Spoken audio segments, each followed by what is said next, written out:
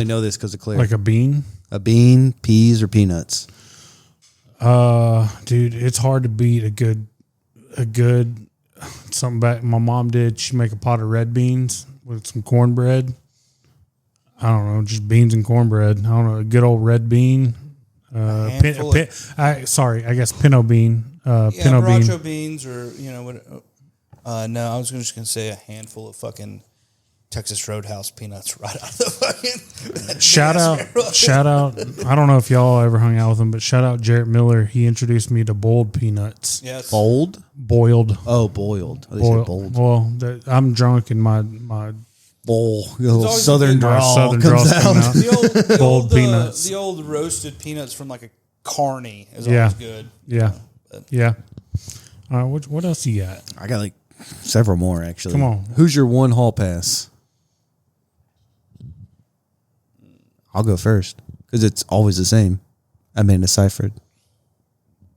Yeah, that's a good one. It had always classy. Been Witherspoon, but here recently it's been more of a. God damn it! What is her name? I don't know. Here recently, Sydney Sweeney is. Oh yeah. No, she's in. She's fucking. Who's she fucking? She's not fucking. She's the birth child of fucking. While he's thinking of it, Milk Money. Who? What is the actress? Milk Money. She's a blonde. No, I'm like, I can't. Dakota Johnson. Dakota Johnson. Oh, I got it. Ron Johnson's daughter. Yes. Yeah. I knew you were gonna say somebody's daughter. I was like, the first thing I thought of was Dakota Johnson. Yeah. So back in the day, she's kind of fallen off, but back in her heyday, Sable. What is her mom's name though? Okay, she's an actress. I know. It's Milk Money. Like, it was like one of the first set of tits that I ever saw. I had a dream a long time ago. I fucked Goldie Hawn. Oh, her daughter, Kate Hudson. Back in the day, for me, it was Kurt Russell. What Melanie Griffith. She's Melanie Griffith. Yeah, she's a fox. That's her, I'm pretty sure Dakota Johnson. That's her mom. I thought she was. I'm thinking somebody's married to Antonio Banderas. Then back in the day, for me, it was Kelly Clarkson. Yeah, you brought that up before. Yeah, we've done celebrity crushes. Yeah. Next time we have Alex on, it's going to be male crushes. Yeah. Alan Richardson, Alan Richardson, John Cena, James Marsden, Alan Richardson. All right, what's your next one? Hold up, I think my phone closed. Is this going to be a first, or are we going to have to stop this and go get more beer? Nah, we're good. We got whiskey. Do you have a current magazine subscription, or have you ever? No. Never. I had Sports Illustrated back in the day. I had Sports Illustrated and Spin magazine back in the day. I do think I had a Texas Monthly, like through like the latter part of college through. But I never was I was never a magazine guy. I had a Sports Illustrated for kids, and then I graduated to Sports Illustrated. Swimsuit edition, getting a little sticky over here. Fuck yeah. And then upgrade from the JCPenney catalog. And then somewhere in what used to be in here, but now I got moved to the spare room.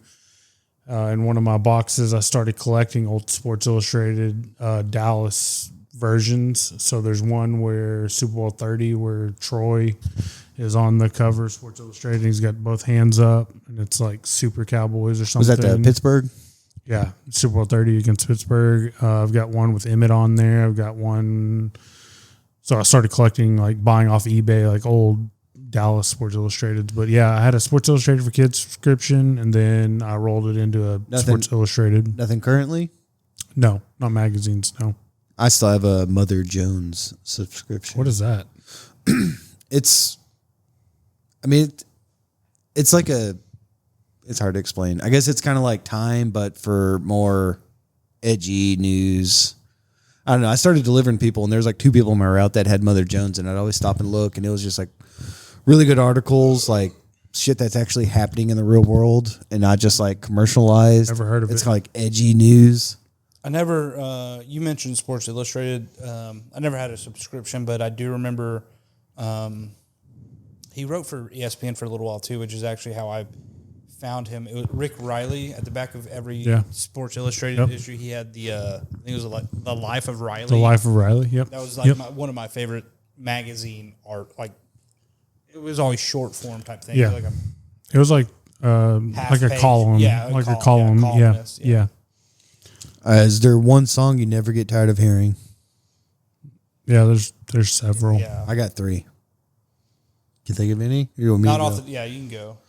Hot Chocolate, Everyone's a Winner, 1977, because I'm a fucking disco cokehead. Alphaville, Forever Young, because I love 80s pop. And Kate Bush, Running Up That Hill. Yeah, actually. All within like a 7-year period. Again, it's a completely different genre than Robert Earl Keen's Front Porch. Yeah. I could never. God damn, that's such a good song. Mr. Bojangles by Jerry Jeff Walker. Those are 2 that come right to mind. Apologies by Nirvana probably pops in my. I mean, it just popped in my head. I don't pass that song up, but yeah, Front Porch by Robert Earl Keen. I could listen. I've got that'll be played at my funeral. I hope one day. Eventually it will. Yeah. That got dark. Yeah. We're all going to die one day.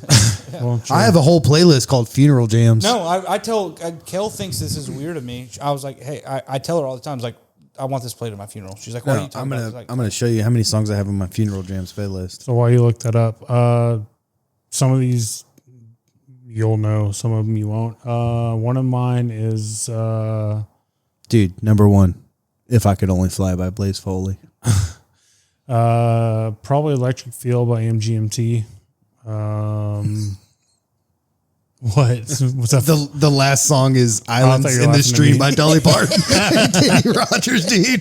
That's my last song on my playlist. I thought you were laughing at me. My Funeral Drums playlist is 100 or an hour and 41 minutes. I saw him scrolling his eyes kind of popped up. I just saw Dolly Parton at the end. When we got to what a fucking way to end it, dude, with Islands in the Stream. When we got to Andrew's funeral, we got to sit through an hour and a half of his fucking playlist. It's going to be nothing but bangers. It's going to get awkward. No, it's really not, dude. These are all bangers.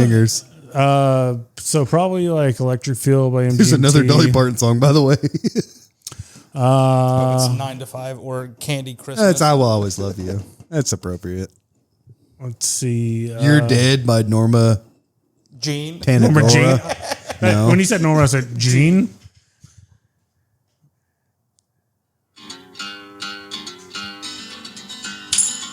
Okay, we don't play that song. That's all. The snippet's all I need. We don't need a copyright strike. Dude, you better RSVP to my funeral, dude. That's all I'm saying. It'll be a bitch in time for sure. Shit. Hopefully I'm like a pallbearer at least. Like, You better be. I'll be fucking putting you in the ground. Landry will be the ring bearer. Landry he'll place the wreath on the final rose on top. Very fitting. He'll be 46 and just fucking. God damn it. God damn it. I hope I got 35 more years in me. Got out of this shit a long time ago. So probably like Electric Feel, MGMT. There's a song, and we spoke. Me and you have spoken about mental health at length. Well, we were talking before we got started about mental health. But there's a song by a band called Sleep Token.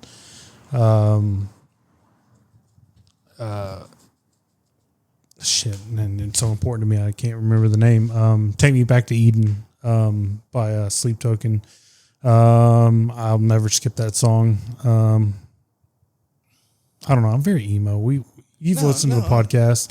You know my musical taste. Like I'm very 2000 to 2010. It's an impressionable time. Yeah, I was very impressionable. Speaking of emo, Brand New's touring again. Are they really? Yeah, because I got fucking dicked out of those tickets because Claire kept re-queuing the listings. I've been meaning to ask you, did you get tickets to Mac DeMarco at Ballroom? No, we went like 8 years ago when he played with Flaming Lips. No, so I had him in a cart because I text you and Ryan, I think. I love Mac DeMarco, by the way. Can you include me in those tags? Because I love Mac DeMarco. Well, I thought it might have been the old fucking group chat. We need to reprise the group me. See, we went for. Tell it. When I said the other day your head would explode if you saw what was going on in this league now, it all goes. We left GroupMe and we went to Discord, and the vibes aren't there. The vibes aren't there. Titties aren't there. The gifts aren't there. I sent a titty gif about 3 weeks ago, and I kind of got ostracized. I was like the only one who ever posted on there. No, I think that's where it ended. So you might have it on mute, Matt, but I'm pretty sure because I know because I saw it there. He's playing at. You got paper towel? There you go. Playing at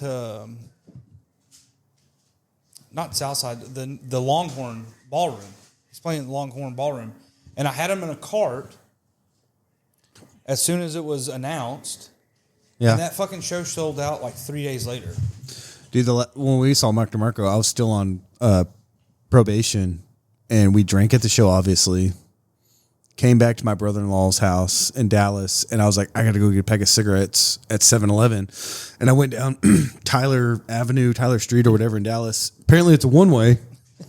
I didn't know that. I'm fucking drunk on probation, and people are flashing their lights at me, and I'm like, what the fuck's everyone doing? I'm going down a one-way street the wrong way. I did that leaving fucking it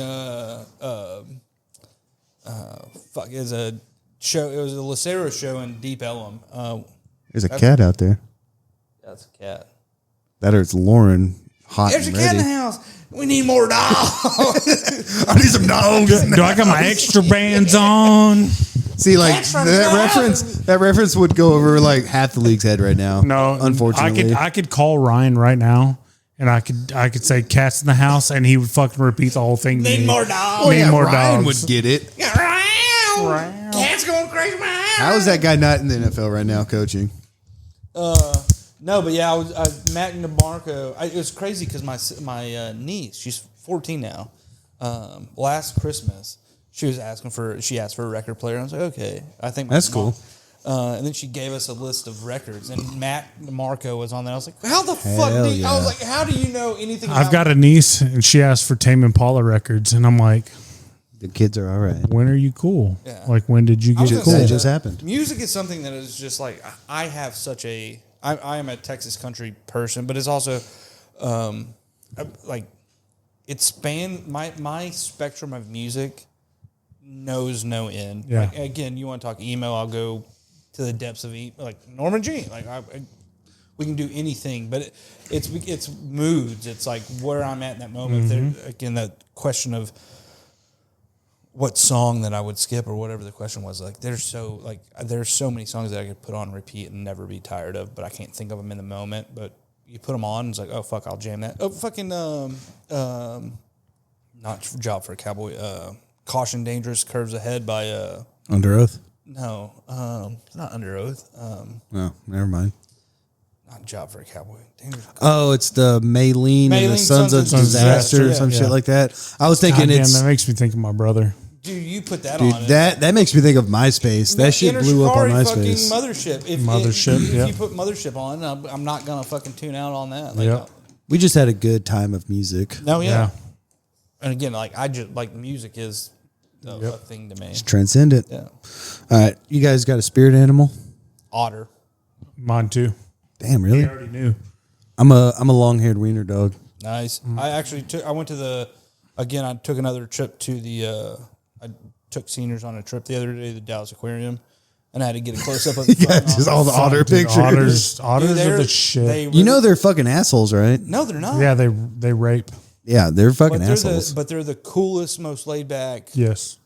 They're humans. Except for all the raping part. So, speaking of animals, they are now coming out with studies that the urbanization that's happening all across the country, the domestication of raccoons is increasing at such a rapid rate that they're gonna soon become like the cats designated as domesticated, because that's what happened to cats though. As we're expanding, and dogs, like they're getting more and more cases of raccoons evolving to learn how to live around humans. It's like you get a warm bed and a like a full bowl of food 3 times a day. Like, I'll blame Disney and the movie Pocahontas for that. Okay. The pub. I don't know if you've been to your fucking mouth. That's a classic. I don't know if you've been to the pub lately, but the pub has a raccoon that comes to the porch and hangs out and just why not? chills Free out. food. Hey, and yeah, because they have cats there. Oh, they've always had They've cats. always had cats, and so they leave the cat food out, and the raccoon will come up and he'll just sit there and he'll sit on his hind and he'll just take his food and he'll just. That's actually adorable to see. It's so adorable. I would actually like to see He'll that. scoop it with both hands and he'll look at you and just eat it and just. It's the most adorable thing ever, and I just want to pick him up. I could actually see that. I just want to pick him up and hug him, but it's one of those things where I don't. I don't think we're there yet. I heard that same thing's happening in Kentucky with possums. Yeah, I had a possum. No, I had a possum here not 3 or 4 months ago. A little baby possum, and I wanted to keep him. And Lauren was like, "Mom's probably somewhere nearby." She's pissed. And put her down because I had him. I had him in a towel. I was going to keep him, but Lauren made me put him back. Last 2 questions are both football related. So we got 2 first-round picks this year. Yeah. You trade them both and Trayvon Diggs, and you move up to whatever pick it is that Caleb Downs is there, and you get a second round. So 2 1s and Diggs for Downs in a second. No. No? No. Pass.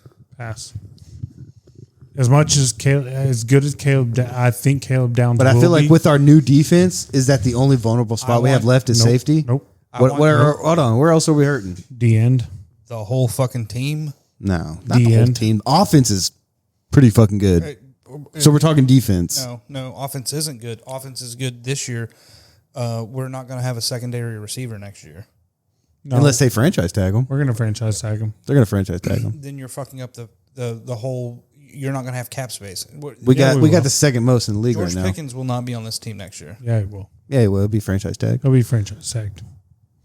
So on defense, if we're talking defense, I feel like defensive line's actually pretty fucking good right now. I think we need a D end. I think. Okay, Clowney's probably going to be gone unless he signs another contract like in September. You got what's the boys? Boston College. Ezeraku. We know we're good at defensive tackle. We got 3 of them. If you had to ask what his name was, then he's not that good. It's because he's fucking African. He's a second round pick. He led the nation in sacks last year. I can't talk.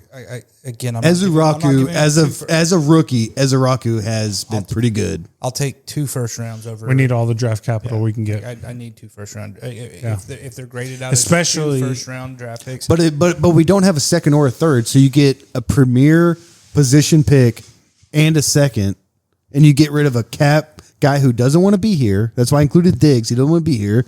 He's a cancer to the team. You get a second round pick, and you trade up and probably get the best defensive player. It's not. Well, tell me then where are your 2s at then? On the end? Mine would be linebacker right now. So because Overshown's back, he's good. Well, no, hold on. He had half a game against a Raiders team who's terrible. Okay, but he had a whole year last year where he was like blowing it up. Argument. Preach. What'd you say? It's a Sean Lee Preach. argument. Like I can't Preach. This is the recency bias in which our whole fan base sometimes rushes. Like our offense. Okay, if you want to say it set, I would also take a left guard or a right guard. Like no, I'd take a right tackle. Well, yeah, I'd take a right tackle. I would take a lineman. Like it doesn't. I think Booker's good at right guard. I think we're set. We're good on the interior. It's either tackle. But other than that, like I'm not going to take a running back. I don't think in the first round. No. Because our offense. So you're talking tackle in the first, and then maybe an edge rusher. No. To me, with our first pick, our highest pick this year, I'm taking. Depending on That's how the too early board for a linebacker. Hold on, depending on how the board falls, yes. I'm taking the best pass rusher available, and then I'm taking a linebacker, and then I'm taking with my next pick.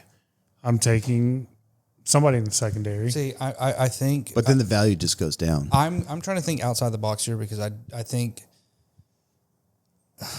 this is going to sound so asinine. I know I'm going to fucking get shit for it, and I know it's going to come. But like, I don't think you need a pass rusher. I think you need a clog the middle guy who you can get. They just got Quentin Williams, that's what I'm saying. So he clogs. The and they just signed Osa. No, that's what I'm saying. So And they just traded for Kenny Clark. Kenny Clark won't be here next year. Okay, we still got two guys. Exactly. Quentin Williams, by virtue of him doing his things, I don't need a first round. He takes up the point of drafting an edge or an interior guy. So then my number one thing is a linebacker. We do not have a secondary linebacker. We got Shamar James. He looks pretty fucking good. We got what's the old boy from Notre Dame? Another guy I can't the Simone guy. Leofau? Leofau. Hey, you know who I and want? Overshown? You know who I want? And we just traded for another guy? Hey, you know who I want with our second first round pick? Shares your name. I want Jacob Rodriguez out of Texas Tech. That linebacker? That linebacker that strike the Heisman pose? Yeah. I'd be okay with that. I'm not going to say I'm not okay with it. Let's see what he does against SEC. Like playoffs? Yes. Like they're going to make the playoffs. We'll see what he does. He has not played big time offensive players, and I'm not saying he's not in the Heisman. Like, he's a great defensive player, but there is and everyone's like, oh, there's SEC bias or Big Ten bias. It's there for a reason. There are more defensive players in the NFL right now who are SEC players because they're that much better. They're physical specimens. They're like I agree with you. So, I agree. I'm not discounting that. I also think that Rodriguez could play on like 7 or 8, start on those. And I'm not disagreeing with you, but sometimes recruiting falls through the cracks and they just miss. Yeah, Patrick Mahomes went to Tech. Again, Monte Te'o was the closest thing to him that we've seen, and he had shit NFL career because he got catfished out of the league. Yeah, but that was just weird. That's what I would be looking at a Georgia linebacker. I would be looking at Ohio State's linebackers. Well, I've seen Avril Reese go number 1 in mock drafts, which is fucking crazy. Wild. And I've seen Anthony Hill Jr. at Texas slip to us in their second pick. Ohio State has 2 NFL caliber linebackers, and they also have a top 5 safety. And the linebacker who started with Nick Saban at Alabama as a freshman. Defense right now. Oklahoma has some salty fucking defensive players. Like I'm looking at those. I think it's all out there for us in the first round this year. I'm looking for a Phil General on defense. When I talk about Overshown. Defensive interior linemen or like they're not the general of the defense. I need a Mike linebacker. I need a fucking. Well, they just traded for a guy who wears the mic now, even though he's old and not that good. But but you got to think they've already put resources into that. So don't you think they're not going to? Again, I'm not thinking like the Cowboys because their thinking has been shit. So I'm trying to say I'm thinking outside the box. Like I need a complete not defensive overhaul. I need a overhaul of the mentality of how defenses are built. Like everybody talks about pass rushers now, and I'm not discrediting that. Like I understand that's what it's a passing league. You got to get people to the quarterback, but when you have secondary is one thing. If you have a fast corner who can keep up with receivers, that you can play man coverage, which helps solidify a lot. You have the safeties and the. We don't have the safeties. Well, again, the nickel. That's our biggest weakness on defense, though. Can we agree on that? Yes. But again, I think when you have a linebacker who's both a run stopper, a field general, and can drop into coverage, that helps. Oh, I agree with that. Yeah, if I can get like a Fred Warner or Bobby Wagner in their prime. When you're talking about building a defense, everybody has gone so far. It's do what everybody else isn't doing. So right now, I feel like we need to go get. It's not a revolutionary idea. Go get a Mike linebacker. Go get a Ray Lewis. Somebody who literally that is the heart of your defense. Like he's going to stuff the run, and if you come across the middle, you're going to get fucking popped. I mean, I could agree with that. Yeah, it's the quarterback of the defense. And getting a guy like that would transform your defense. Name me our linebacker who has done that in the last 10 years. We don't have Sean Lee. Again, often hurt. He can't. That's a Romo argument to me. Yes, he was great when he was in, but he missed as many games as he was able to play in. And it's like Bruce Carter. Was that the same draft? But I think the thing that we lack more than anything that everybody's we gotta have, because we just fucking sent one of the league's best defensive pass rushers to Green Bay. We're so hyper focused on that position that no, you don't have to have a pass rusher if you have the linebackers who help. But don't you think linebackers get selected later in the draft though that make a difference? But that's yes, and that's my point though. Why don't let them drop? Like, get them now. Get 2 of them. Take them. If you pick up a second round pick, though, in my scenario, but again, then you're only getting one bite of the apple Yes. in the first round. Yes, And I think we need as many good bites of Today the apple. players. Yeah. I mean, I get that, but I feel like our defensive line after the trade's good. Our secondary with Revel, Carson, and Bland moving forward are good. Our linebacker is a weak spot. I agree with that, but we got Shamar James, we got Overshone. Those are your 2 linebackers. So where's the biggest weakness? Is at safety, and getting a potential Ed Reed at safety, and picking up a second round pick and dumping a contract's not a bad idea. again, I'm not. I'm not poo-pooing the idea. No, I'm not. Again, that's like I'm in full acceptance of what you're saying. My whole argument is just simply coming from a point of I'm so tired of hearing the same regurgitated thing that like has not worked. Like we've done this. But do you have a linebacker in mind? Because I have a guy in mind. No, again, like I'm not. So you don't know who we're going to pick or what we're going to do. No, you just have an idea. I haven't studied enough, but I think that if I study tape across all of college football, I could find that guy. But I feel like there's 3 linebackers. The guy you mentioned, Avril Reese and Anthony Harris or Anthony Hill Jr. from Texas. Yeah. Those are the top 3 linebackers. And we could, you could easily get one of those. Well, I've seen, like I said, Avril Reese going number 1. Actually, there's stupid. 4 because I forget not Avril. Oh, the Reese, Ohio but the Ohio State. other Ohio State Yeah. linebacker, Sonny Stykes or something like that. Yeah.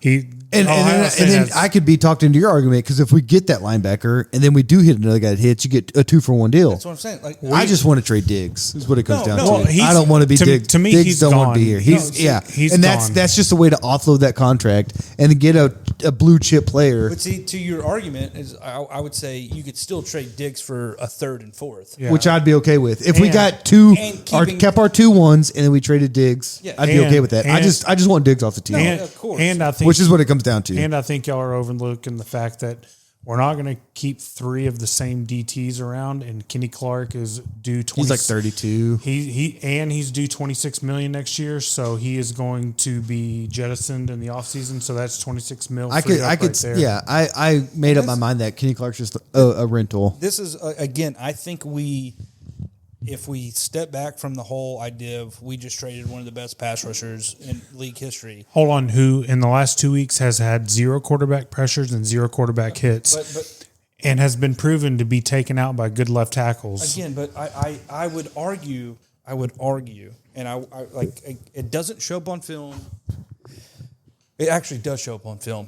It doesn't get talked about. Like when you listen to media personnel, they say it's because we don't have pass rush. What it really stems from is we haven't had. I fully believe that we ended up. And there's been a couple of like those graphics for what we actually traded Micah for and what we got in Quinnen Williams. And what we saved in the cap. We actually have won that draft. We've won that trade. Well, depending think on so. the next 2 years turn Yes, out. again, that's all. I think it's proven to this point that we're winning that. But that I trade think. Well, yeah, if you look at the Parsons stats, I think fundamentally, and the money saved. as much as which goes a as long much way. as everybody always talks about, it's a passing league. Everybody's so. We specifically have created a void in our own defense for run stopping, and Quinnen Williams does both that because if he has to get the tackle or the center and the guard on either side double team him, then it makes an easier pass rush for the end on Or either for side of Osa, the line. yeah. So and then it's like, hey, if it's a run, he stops the gap. Like you and how does any offensive passing attack happen? Through the run. Like they're setting up the pass through the run. and that is what we fail to do. And then it's like Well, if you stop the run, if you can plug the run, then they start trying to dink and dunk you, which again is why I go back to the point. At some point, and defensive has started to kind of do it, you have to start going back to a Ray Lewis fucking linebacker. Like, you have to have somebody who can truly fly around the field. Yeah, if you got the interior set, and that just makes the linebacker job even easier. I think Quinnen Williams... It allows them to just make plays and not have to worry about filling that gap. I think that's what Quinnen Williams does. And I love the Quinnen Williams trade. Don't get me wrong. No, and like that's... But that's why we would pick up a 2 in my trade, because we don't have one. Just think, day 2 of the draft, we're gone. No, and but that to me is... But we get 2 bites in that first round. Yeah, you feel. Yeah, and I get that, but you're hoping that we hit on them. But you feel that with the later draft picks and trading up, and like there's other ways to finagle that. But and then they can surprise you with like a 5th, 6th round pick that just hits. Like, I really like Shamar James. Yeah, dude, it's yours. Again, I think in I'm good.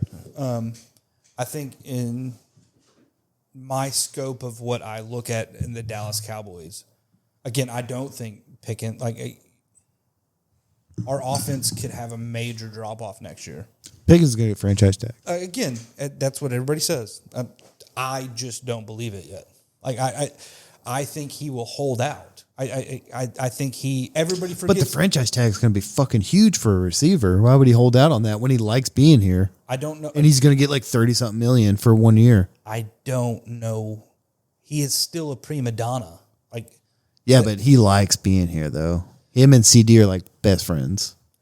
And again, I think that does help, and I think it makes me feel a little bit more confident when you say that. But I've just been burned at the stake long enough. Well, yeah, with this 30-year drought. Yeah, so I just can't believe any of that shit. And then again, it's not necessarily that we've been burnt.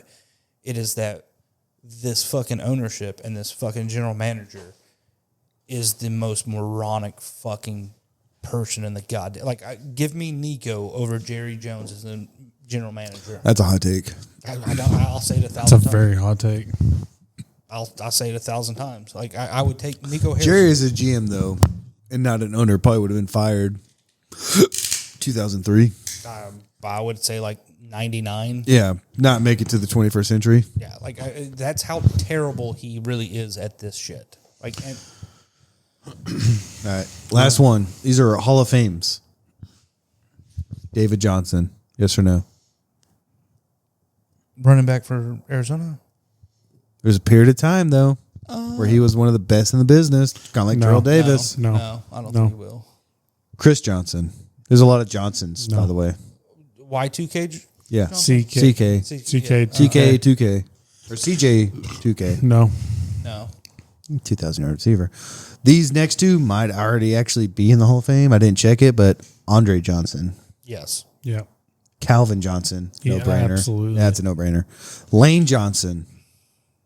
I say yes. Career not even over yet? No, a lot of these guys are still active. Actually, that might two more. I think Lane Johnson will end up. I think so.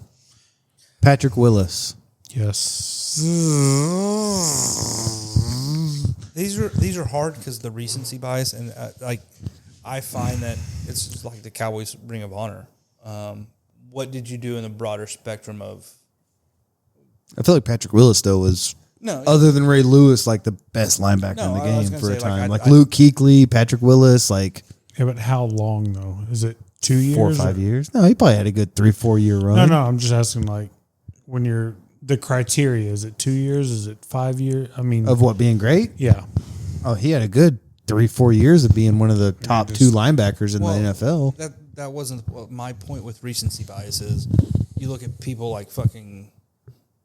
There's Cowboys Super Bowl winners. Oh, I know. I got one. When are they going to be 5-year ballot Hall of Famers? No, I would say no on a couple of those guys. Oh yeah, most of these guys aren't first ballot, but they get multiple chances. Is Ken Norton Jr. in the Hall of Fame? I don't think so, dude. Next one is Darren Woodson's not in the Hall of Fame. That was 3 Super Bowls, all-time leading tackler for the Cowboys. That's the type of thing in my head. That's why I asked that question. He'll eventually make it, but your screen's about to go off. I don't know if you want to keep that on there.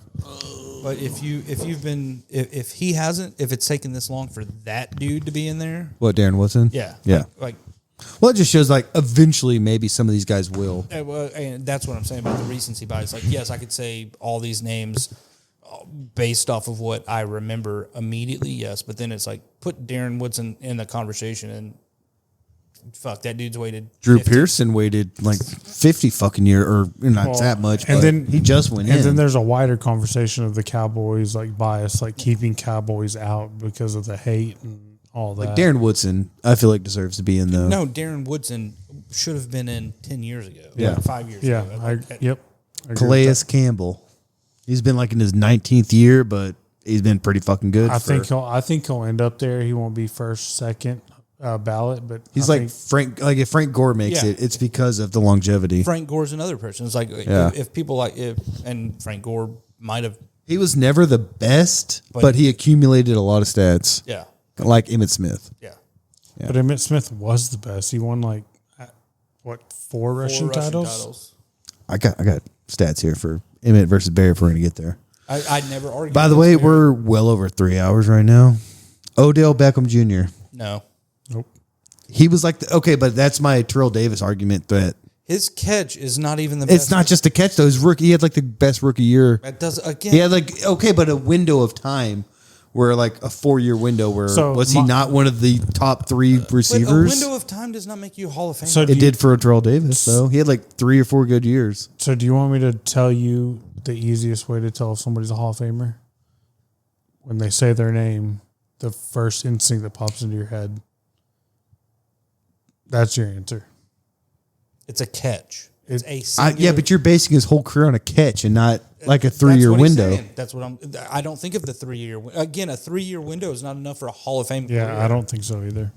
I'm just saying he was When- pretty fucking good for like 3 or 4 years, just He like was- Terrell Davis was. He was, and then he turned into a Yeah, well, yeah, his last like 5 years in the league, I get it. He was a footnote, but That's for what a I'm saying. period of time, was he not one of the best? But- okay, I got a couple more in that same vein. Le'Veon Bell, Nope. Antonio Brown. Nope. Nope. Okay, well, Antonio Brown was pretty fucking good for like 5 years. But Phillip Rivers, yes. Yes. Devontae Adams. No. You don't think Devontae Adams makes the Hall of Devontae makes Fame? it. Devontae Devontae makes makes it, dude. it. He won a Super Bowl. He's got 1,000 catches, like 100 something touchdowns. He was Rodgers' receiver. Okay, when you put it that way. Mike Evans. Yes. Yeah. Yes. Yeah, A&M. He had like 10 straight 1,000 yards. Yeah, had 11 it's gonna break this year though. Yeah. It's gone Or this 10 year. or but- 11, yeah, because he got hurt. But he would have had another 1,000-yard season this year. All right, 2 more 'Cause receivers Baker- that are Baker not is in that fucking should be. balling. Terry Holt, Yes. Yeah. Reggie Wayne. Yes. Yep. And that's the See- argument. see- That's the argument in OBJ. It's like you're going to tell me he's going to go in above those two dudes, But like, are you serious? and that was my argument. No, because they also had like postseason success too. But do you see how quickly I said yes? Like, it's just I mean, I'm not dying on the hill of OBJ. It was just a yeah, question. No, but You make it seem like I'm wearing a fucking jersey right now. you got 13 on right now. I'm just saying. Like for me, it's like it's a name, and then to me, it's immediate. Like yes, that name. yes, Eli Manning, yes, Yes.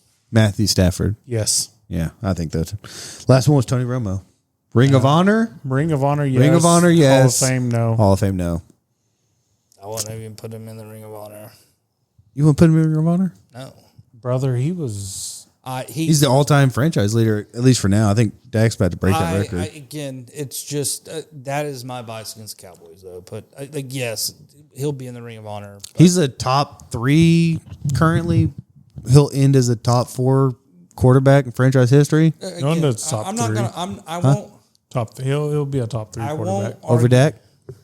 Well, it'll be Troy in my rankings. Troy it'll be Staubach. Troy. Did you forget Staubach? Well, I'm thinking pure God damn, stats. we got a whole bracket to do, dude.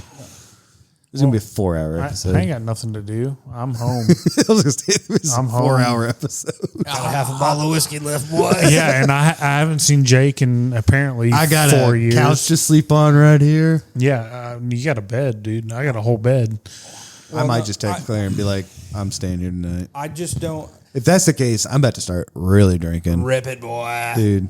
I'm never gonna knock Romo for being the greatness for the Cowboys. Like he's the only reason we were relevant for 5 or 6 years. Like if it wasn't for Romo, Just think about the wasteland. Well, like people always forget like the quarterbacks from Aikman to Romo, the wasteland we had in between. But I do always hate Romo simply because he was hurt. Like I like his injuries. Dude, I want to make a call live right now.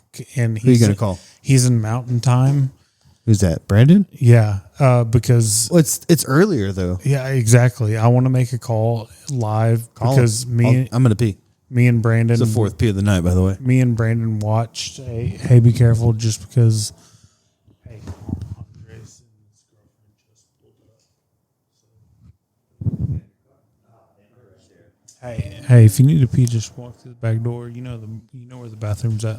Lauren's about to see this. And me and Brandon just talked about this, but we're at the 2009 or 10 playoff game when we were 13-3. We were the 1 seed and we lost to the Giants at home. Yeah. Patrick Creighton dropped that. That was Jamaica trip, or that was the fucking Cancun trip. We were at that game and we were in the end zone.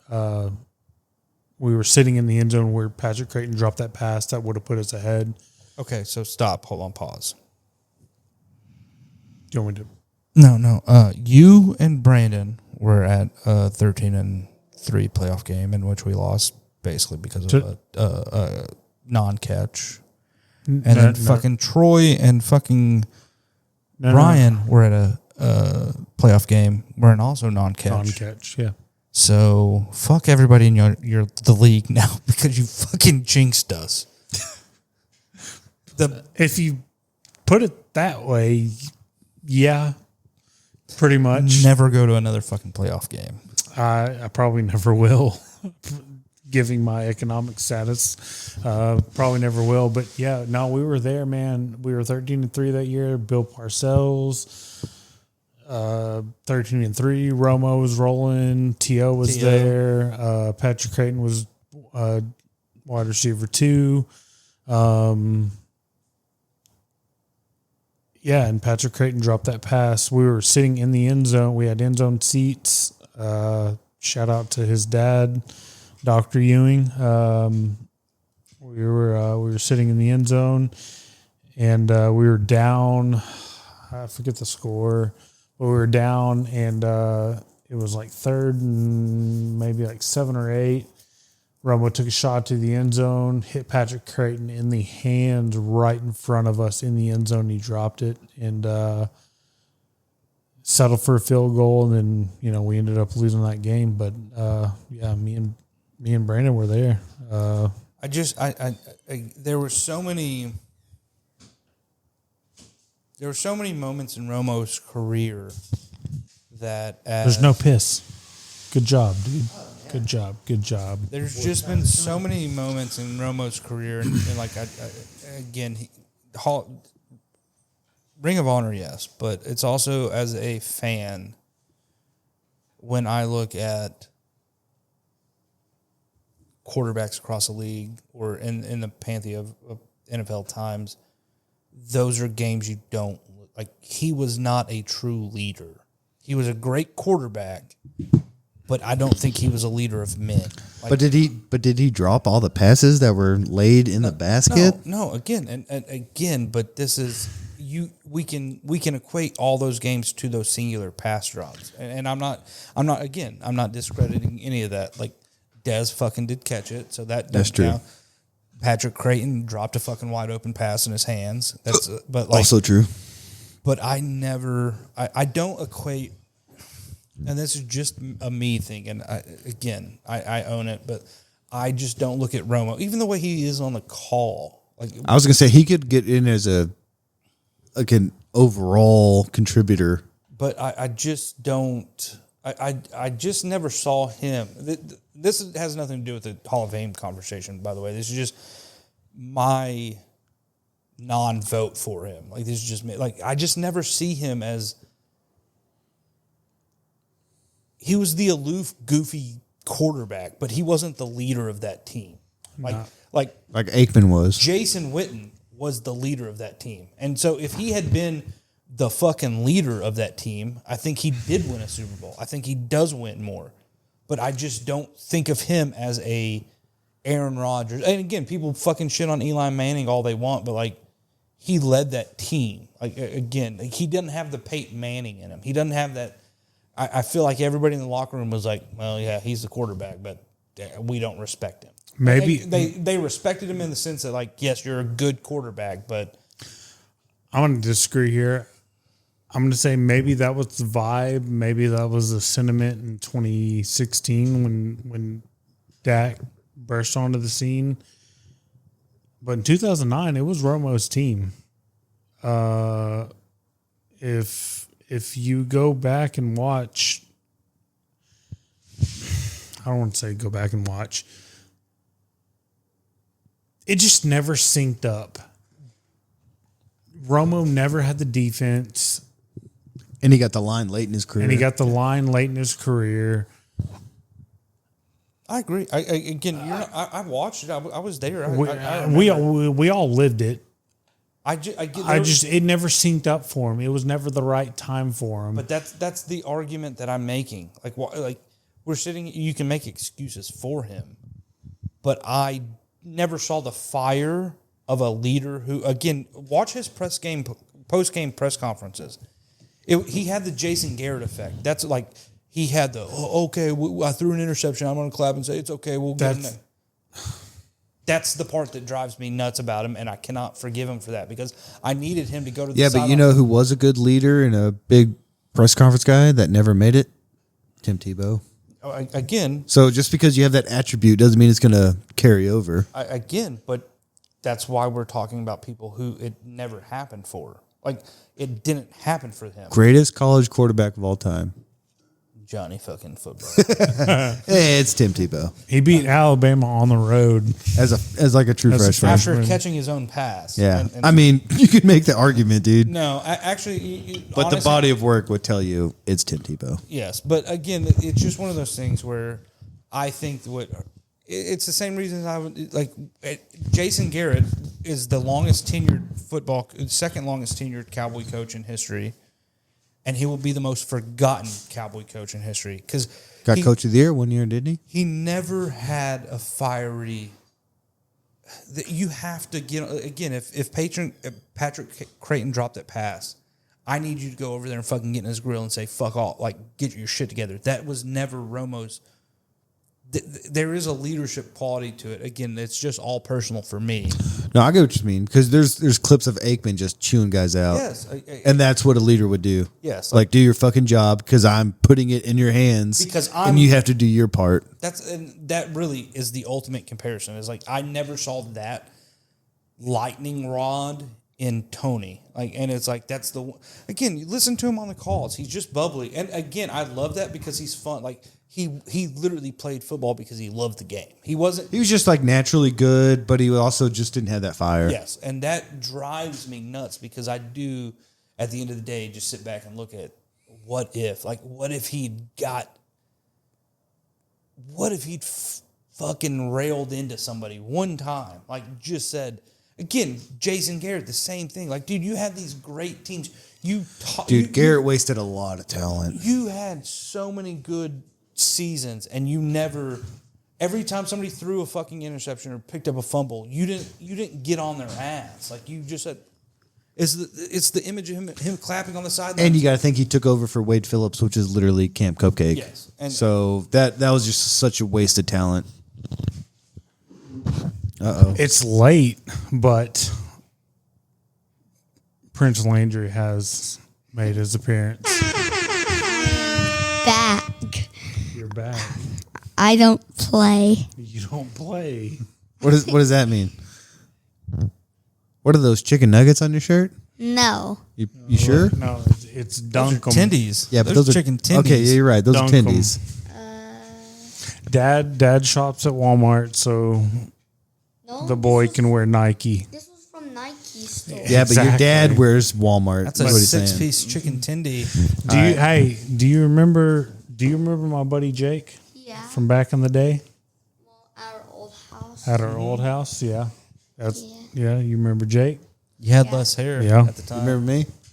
What's up, big dog? Oh yeah. What do you expect? Bring it in. Oh, that was fucking good, dude. That was That's crispy. That's gonna sound good. That was crispy. Those were those chicken tendies. That was a crispy chicken dinny right there.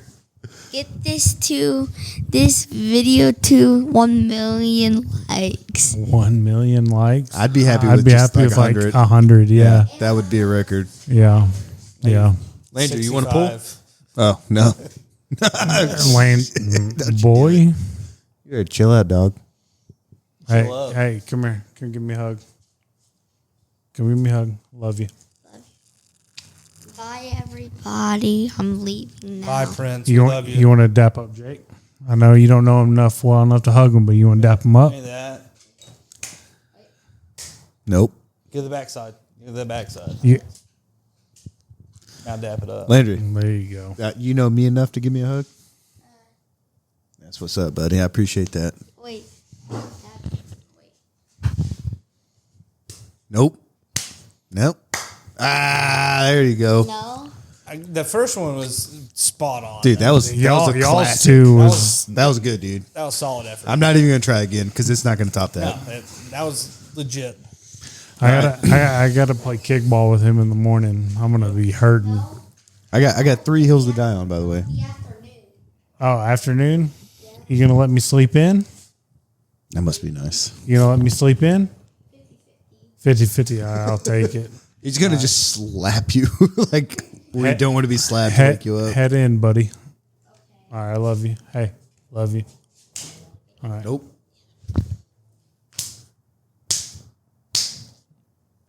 Hey. That's a good one.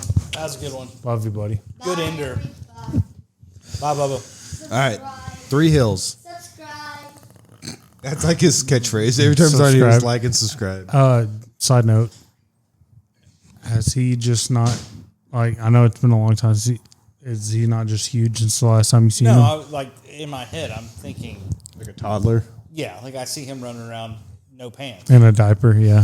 no diaper, like Just whipping it out, like being, hog hanging. yeah. No, he'll be 11 in January. When he walked out, I obviously saw him when they got here, but it's like, God, that boy's 4 foot tall now. He's almost 5 foot tall. Like that's fucking crazy. Yeah, it happens quick, man. That's nuts. That's my dude.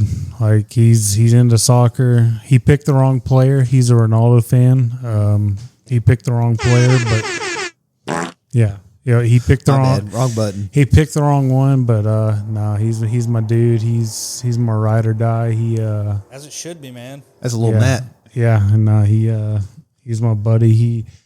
He actually for the videos that I'm gonna put out for the business, he actually filmed it for me because that's just their generation, Yeah. you know. Like Like and subscribe. I didn't know how to. That's like their generation catchphrase. I dude. didn't know how to like make the transition because like I told him I was like, hey, I want to like take this video and I took a video of the old headlights before they were restored, and I have a video of them after they're restored. But I want to like a hard transition of like it going from like old to new. He was like, "Oh, Dad, I got you."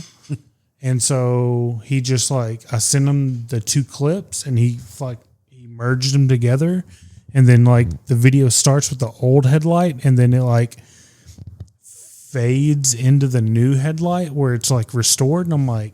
Looks good. I guess I got to put you on the payroll. Fuck.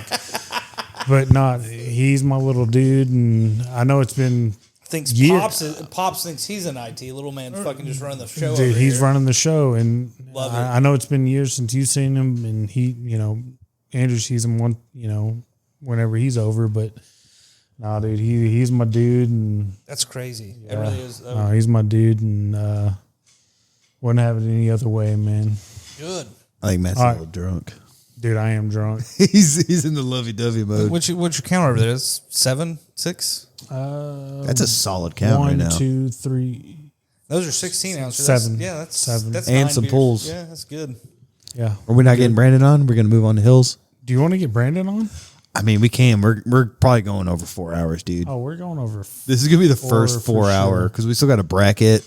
You're welcome. Are we going to talk Cowboys? Because I've already talked. I can't, man. It pisses me off. I cannot I cannot watch a Cowboys game and be interested sometimes. See, and I hate that for you because I still live and die, man. I still live and die. There's no tank. I don't want to win any games. Like, we're not winning a Super Bowl this year. Like, I agree with you. I agree with you, but I still live and die with it. No, I'm not. When the year starts, I'm always like, this fucking sucks. I'm done. It's been 30 years. And then my birthday shows up in November. I'm like, just give me like a Cowboys hoodie or like a Cowboys shirt. I'll be Who do you want good. me to call? Do you want me to call Brandon or Ryan? This show is already off the rails. This episode is already off the rails. Dealer's choice, baby. Yeah, I was going to say, it doesn't matter to me. Let me do my quick Hills, though. All right. Because then we can move on. I only got 3. It's that the Tyson Dino Nuggets are the GOATs when it comes to nuggets. Like to make at the house. Tyson brand. Tyson Dino Nuggets. Yeah. Childhood food. Yeah. You never moved away from. Yeah. Dude, Yeah. I will eat all the kid scraps. Like my son will take like 3 bites at each one. I'll finish them all. The Make-A-Wish Foundation for adults should be a thing. Because if I'm dying, I'm going to meet John Cena and we're going to do cocaine together. That's your stipulation. Yeah, I'm going to meet John Cena and we're going to do cocaine. That's my stipulation. That's what I'm going to do. And my last one is if and when the government shuts down, we should not be paying taxes during that time because we have no representation. I'm following you all day on that. Yeah. So for like 40 days or whatever it is, I'm still getting all this shit taken out of my check. No taxation without representation. And I'm not being representation. I'm not got no representation here, but I'm getting taxed. Hey, I referenced a fucking tea party we had one time. Thank you. Dump it all in the fucking city. We all over like a 2% hike in taxes, and now we're just getting fucking railed, and we're not doing anything. So I think I played a video about that where like this started with a 1% tax over a breakfast beverage, and now we're taxed on literally everything. the vehicle we drive, which is taxed on the roads we drive it on, which is taxed on the. You want to talk about taxes on roads and shit? The fact that the fucking I might have ranted on this the last time I was on a fucking podcast. The fact that the toll roads. Oh, they've been paid for a decade. And then it's like, we have. It was only to get their money back, right? Yes. And it's still being taxed. Again, Jersey, they have turnpikes. They're not called toll roads because it changed the fucking name. Stop calling it a toll road if it was supposed to be paid by tolls, because then it turns into just taxes. like, yes, you're just paying too far. Like, Just being- it's a turnpike. Again, the George Bush Turnpike. Like, that's never gonna. That the toll is never going away. The Dallas North Tollway was supposed to be paid off in like the mid '80s with 25 cents per mile you drive or whatever, and it should have been paid for 1,000 times over. Well, we got maintenance costs. Well, maintenance. That's costs, why you have taxes on gas, though, right? Yeah, but isn't that what that 9/10 of a cent costs? No, technically no, but I see. I thought that went for road repairs and But stuff. that's the toll road is not commissioned by those tax. It's not a public taxed road. Separate. So like the tollway. It's for private drivers. Like, Hold on, like the tollway is owned by like a company, like a Mexican company or something like that, or like a Venezuelan or. but again, basically think of a toll road as a private road. Like, you're paying to access this road, but the way that was built in the 70s or brought into existence as it is Dallas North Toll Road was, well, those private users are going to pay for it until it gets paid off, and then it'll become a public freeway. Yeah, that was the whole framework of it, was until it's paid off and then it's public. Yes, but again, it's just a fucking Ponzi And they scheme. just said, we can just keep making money, boys. Yeah, because And they're going to keep driving on this road. again, when you work in a government, you do realize how much money it takes to fund other things. Like, it's not there is a. Well, we got to give all the money to Israel, too, by the way. Well, yeah, but you also, what cost 30 years ago 2 guys to go patch a pothole? Well, there's 15 potholes, and you've got to patch 50. Like, you can't just do 2 the road will never get fixed. So like it's incremental. But Dude, they worked on 35 from Red Oak to Lancaster for like 20 fucking years, now and they're still not done. it's They're coming- still working on it. It's Been literally since I worked at the theater when we were in high school. But they're working on that same stretch of point in highway. case, if the government is shut down, I'm not paying fucking taxes. Absolutely. I agree. I'll die on that hill with you. Let's get to. Was that your last hill? to Yeah, die are on? we not calling anybody? We're gonna move on to the bracket. Well, I've put out feelers.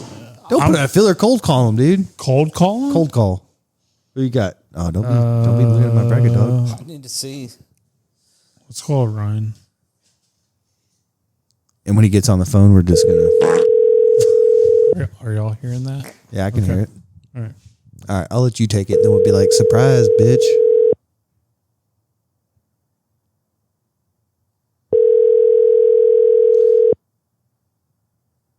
That piece of shit. With this chick. Telephone number Jacob found the switchboard. 21438 He learned. Oh, wait, leave his number out there so- 4. Can't take your So call now. everybody in like Cambodia could call. At the tone. He learned this. He learned the board quicker than you did. I got screens now, dude. That tells me what it is. Tell me what you want to hear. I just need the fart sound for fucking a non-answer. There it is. Yeah, check it out. Oh, nice. Y'all fancied it up in this bitch. That thing cost a lot of money, by the way. That board. Yeah. We spent like $1,000 like 5 years ago. We split the cost. Yeah, we did. Yeah, We invested. we've really invested. We've had this podcast for 5 years, dude. Technically, we started in 2019, didn't we? Oh, we got a This is Brandon Ewing. I'm unavailable right now. Press Leave the a message. button. Okay, What a fucking loser. dude. I said I called Ryan first. Dude, what if I called him and they pick up and be like, "You'll never guess that fucking loser just called me." I called Ryan first. He doesn't answer. Oh, I texted him first. I said, "You up?" He'd probably think he sent a dick he pic. didn't respond, and then I called him. He didn't answer, and then he sends in a response saying "rock hard." It means he's up and ready, dude. He said, "Give me a second." Brit. Call him back. No, fuck him. He misses opportunity. Hi, I'm okay with that. Let him call in. That's true. We could get. Why don't we have a line open right now? Let's start the bracket. Okay. I'm gonna go through a fucking can of snuff.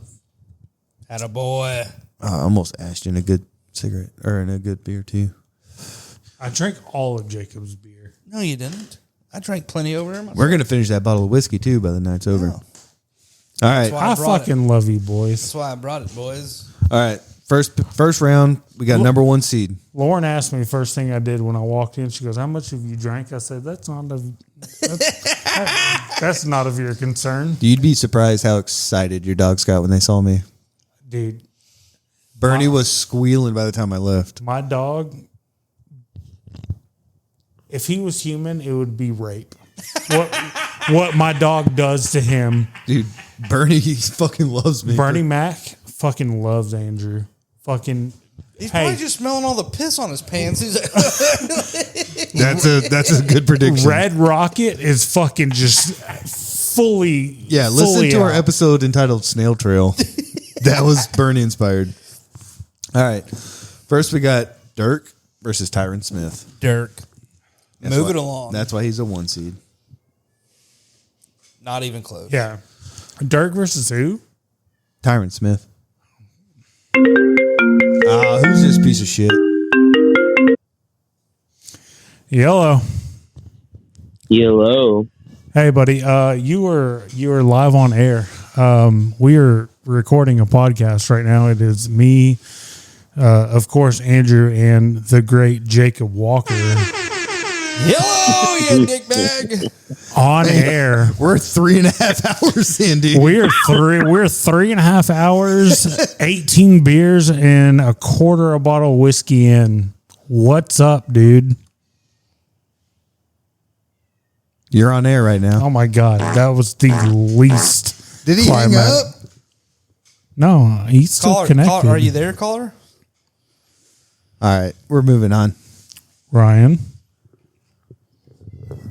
Are you post coitus? Ryan? All right, that dude just fucking bailed on us. All right, dude. We're moving on. Next up, we got Chuck Howley versus Juan Gonzalez. Ooh, Juan go. Put Gonzo down. Michael Finley versus Daryl Sindor. Daryl Sador. No, I'm gonna go Mike Finley. Mike Finley, yeah. I do love Daryl, boy. God damn it, Troy Aikman, Rafael Palmeiro. Troy. Palmeiro's a piece He of never took steroids. He told Congress that too, by the way. He fucking lied. Literally lied under oath. Mark Aguirre, Drew Pearson. Ooh. 88, baby, the original. Yeah, 88. Original 88. The only reason that number is famous. Yep. I agree with that. Jason Kidd, Des Bryant. Oh, God. That's a hard one. That's a tough first round. That's what she said. There it is. I figured out the board. You have prompts. That one's actually just says vid 201991011. I'm gonna Figure it out. I'm gonna go Kid. I'm going to go Dez. I'm gonna go Kid because he won a championship. Yes. Fair. All right, Larry Allen versus Brett Hull. That's a fucking good one right there, dude. Two champions, One scored a game-winning question. and the other one bench pressed like 700 pounds though. God, I voted all non-stars right now, but I'm gonna go Larry Allen. I think I'm gonna go Larry Allen. He might be the GOAT left tackle. Yeah. That dude Yep. is a Wasn't he a guard? He's Was a guard. he? Yeah, he was a guard. He's a guard. He's a geared. Sorry. Elvis Andrews versus Steve Nash. Steve Nash, though, most of his success was with Phoenix. And we're thinking Dallas, right? That's because a dumbass owner. That's true, though. That wasn't his fault. I'm going to let y'all decide I'm this. gonna go Elvis. I'll go Elvis. He took us to two World Series. What the fuck's up with Ryan? Did he text you or something? That was a bitch-ass move. Dude, no. I think he got fucking scared. froze. I think he got froze. scared, dude. That was so weird. Should I call Brittaker? Fuck it. Call Brittaker. I don't care.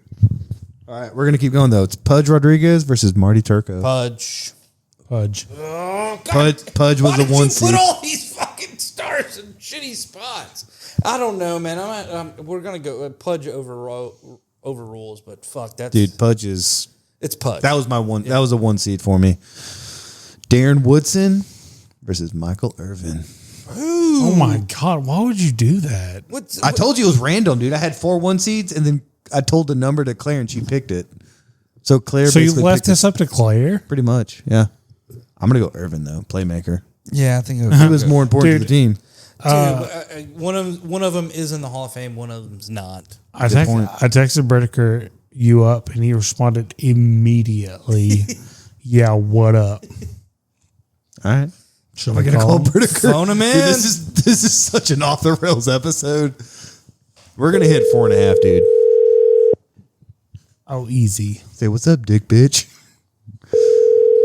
My wife's gonna be like, "When the fuck did you get home till 2 a.m? You said you were gonna be gone for 2 hours." That was a fucking lie. Your call has been forwarded to voicemail. The person you're trying to reach. All right, we're moving on. We got Luca versus D Ware. D-Ware. In Dallas Pantheon, D-Ware. As much as Luca meant, It's not his fault. Nico ruined it. Goes back to the argument I made earlier. Bitch, he said he's in a bath. Who's in a bath at 12:31? Classic Brittaker, dude. That's such a bin move. Rusty Greer. Oh wait, you know what? I think I fucked these up. Rusty Greer versus Bill Bates. I think I fucked Bill up one. fucking Bates. That's what That was going to be one of my athletic names. Mount Rushmore. I did fuck this up, by the way. I must have not included one person. Somebody get a bye? No. It'll Fuck, shake I don't out. know, dude. These It'll shake. brackets are not easy to make, and they're not printed off correctly. So we'll say Mark Teixeira versus Emmitt Smith. Emmett Smith. Yeah. Fuck Mark Teixeira. Hey, Big Tex is a good guy. And he's got Texas name. Yeah. Jamal Mashburn versus Brendan Morrow. Morrow. That was easy. Captain, my captain. That was easy. Yeah, I must have skipped one, dude. I don't realize it. All right, pause.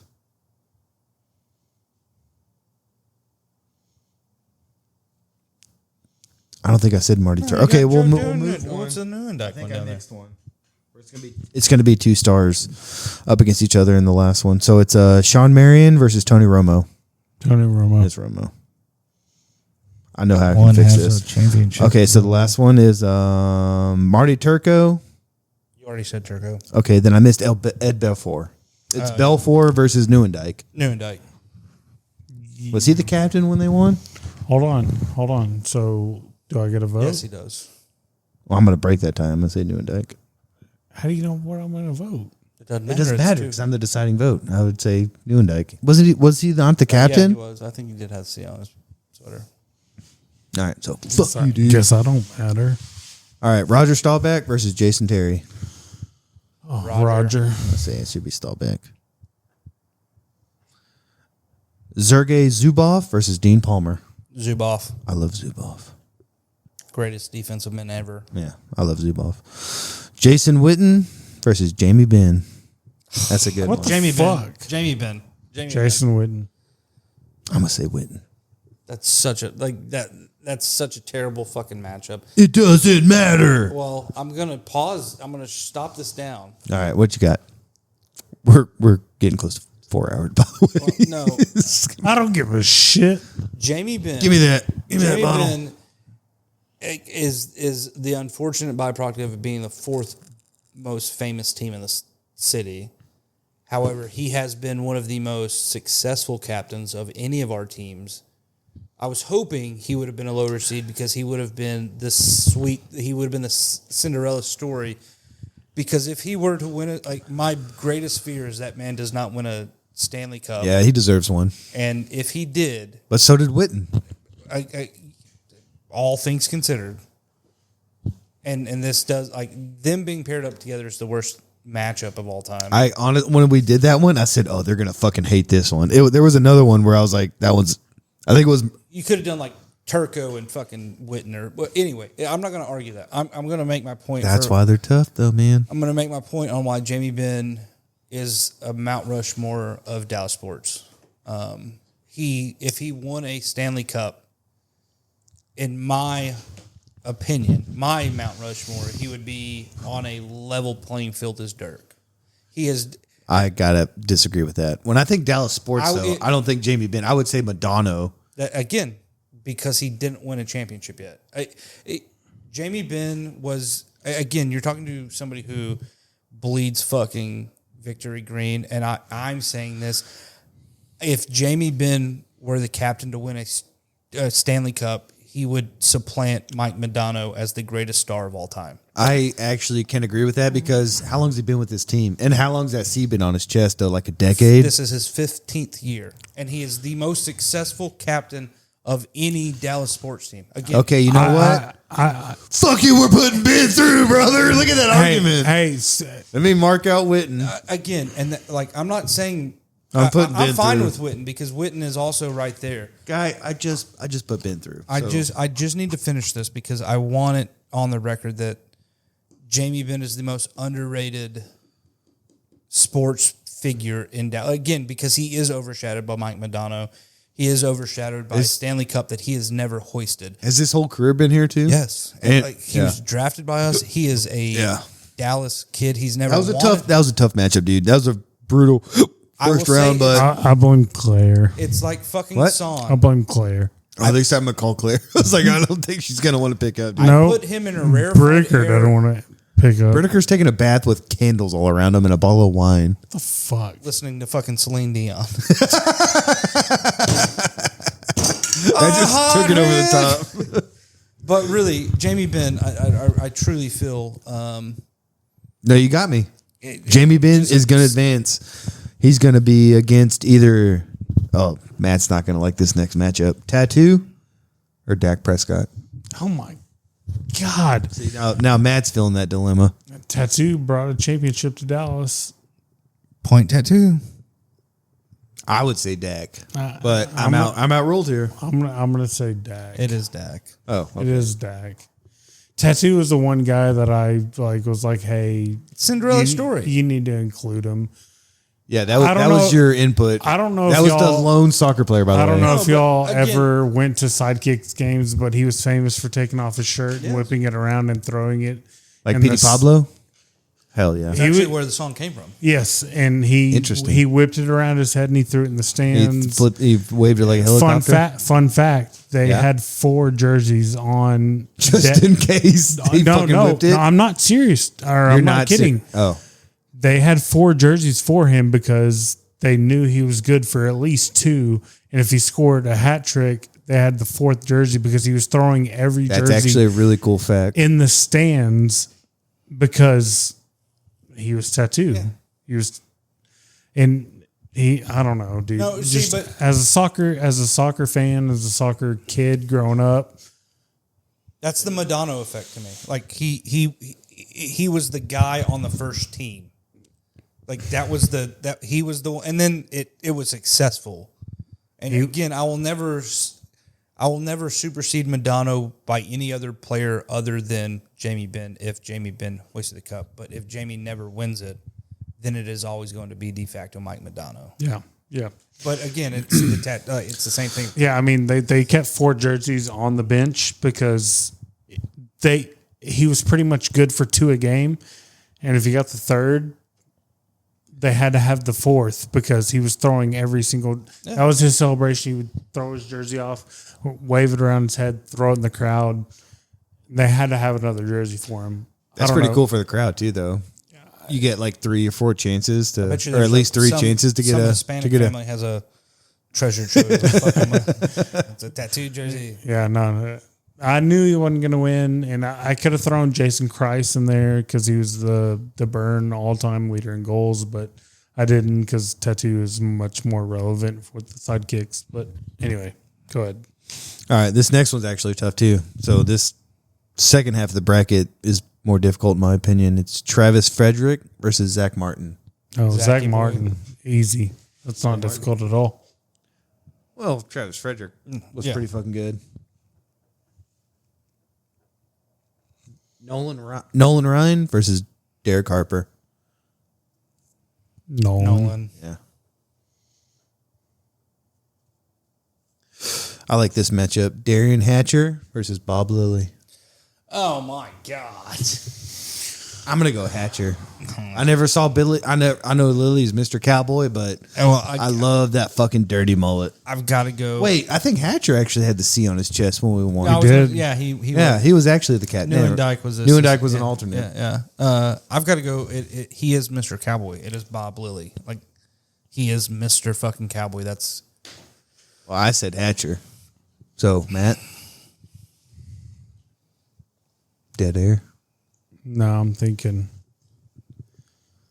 Yeah, let's give it to Lily. God. That's a fucking heartbreaker. Josh If you have Hamilton. Mr. Cowboy. Team name, Yeah. Well, it would have been associated with whoever was drafted first, but he just happened to be really fucking good too. Yeah. Yeah. Well, yeah. My dad told me he had an autographed football or card that he probably got rid of in like the 70s or 80s, but he's like, yeah, I had an autograph of Bob Lilly. Well, at least she still did. Josh Hamilton versus Tyson Chandler. Hamlet. Josh. Although I don't like either one of them. Fair. What's crazy is Chandler was 1 year Yeah. and he still made the list. Yes. Yeah. I mean, he just brought a whole new dynamic to the team. That's the problem. All right. Bullet Bob Hayes, Miro Heiskanen. Shit. Jacob getting all fucking worked up over here. I'm gonna vote with Jake here, and or I'm gonna get. I already got my pick. I'm gonna throw my bone. I'm gonna say Haskin. I'm going to go Miro. Y'all win it because I was going to say Hayes. I mean, again, I'm trying to avoid recency bias. Miro is God, but it's. I mean, what's Bob cool Hayes. is my wife. He was an Olympic sprinter. Yeah, and my, they were like- my wife, her grandparents, actually, it was just specifically her grandma, which is cool because my grandma was a big Cowboys fan, but they had season tickets at the Cotton Bowl, and they said she became a big fan with Bullet Bob Hayes was like her favorite player, that she was never seen somebody run so fast and, like do anything like that. So that's kind of what started the trend of like, hey, let's just get really fast guys and we'll teach them to catch and just run a fucking go route. Go route, baby. And just put your hands up and we'll put it in that bread basket and just go. Let's go. But I do like Miro. All right, next one. I still think I fucked this bracket up. We'll see at the end. I can always figure out my mistakes. But this one's two Rangers. Kenny Rogers, Michael Young. Michael Young. I agree. Yeah. Enjoy a perfect game. I believe I was there that night as a young adolescent. The Gambler. Mm-hmm. What a CD Lamb. Randy White. Randy. CD's story is still left to be written. Infancy. Yeah. JJ Barea.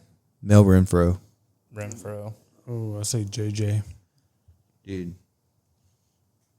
That's actually really tough for me to break the tie because Mel Renfro, kind of an all-timer, but JJ was like a glue guy on a championship team, but Renfro won championships too. I'm gonna go Mel Renfro. Okay. I love JJ, but it's really hard to pick. Again, it's Stars versus Cowboys, Mavs versus Rangers. Like that's the problem. But in the pantheon of sports, more people will know Mel Renfro's name than JJ Barrera. Shout out JJ because that guy won a championship, got a bag from Minnesota, and then married Miss Puerto Rico. Dude, stud of guy. What a fucking life. Love it. All right. We got Jim Sundberg, Adrian Beltre. Beltre. Mr. 3000. Saw his 3000. Good thing you mentioned that. I remember where I was. I was listening on the radio at a Sonic drive-in in Red Oak off Ovilla, the one closer to town, not all the way like closer to Ovilla. Yeah. I was at a fuck and the legit one. And I remember I was with like with Claire, my little sister, and maybe somebody else, and we're listening on the radio. And when he got that 3000 hit, like I fucking just went wild. My friend Sydney Henson, her and her husband Jason had season tickets. And Jason was out of town. She goes, "Hey, do you want to go to the game today?" And I was like, "Yes."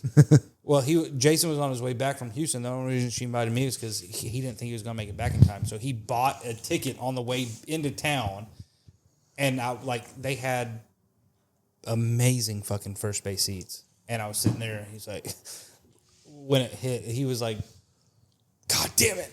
You're of all of the games to miss, dude. But he made it there. He was there. But okay, I realized the one I missed, and we're going to put that in the last pick of the first round. So it's going to be Brad Davis, Corey Seager. Davis. Say Davis got his number retired by the Mavericks, though. Yeah. He's one of like four guys. But Seager brought a championship, but we're also looking to offload him. I'm going to say Seager because he brought the first Rangers championship. I'm good with that. Yeah. Okay, I was going to vote Brad Davis.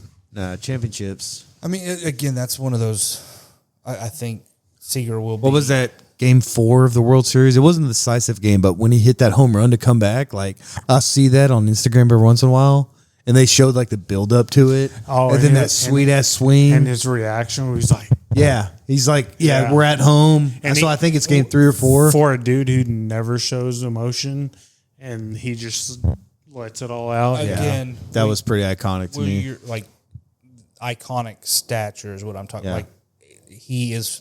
Forever World Series MVP. The first of them all. I'm pretty sure it was the ALCS MVP. Yeah. Or no, that might have been Adolis. But again, he came here, did what we asked him to do, and nobody asked. Like we were like, what the fuck are we giving this man a fucking massive contract? I heard the Yankees are interested, and the haul we're getting back is worth it.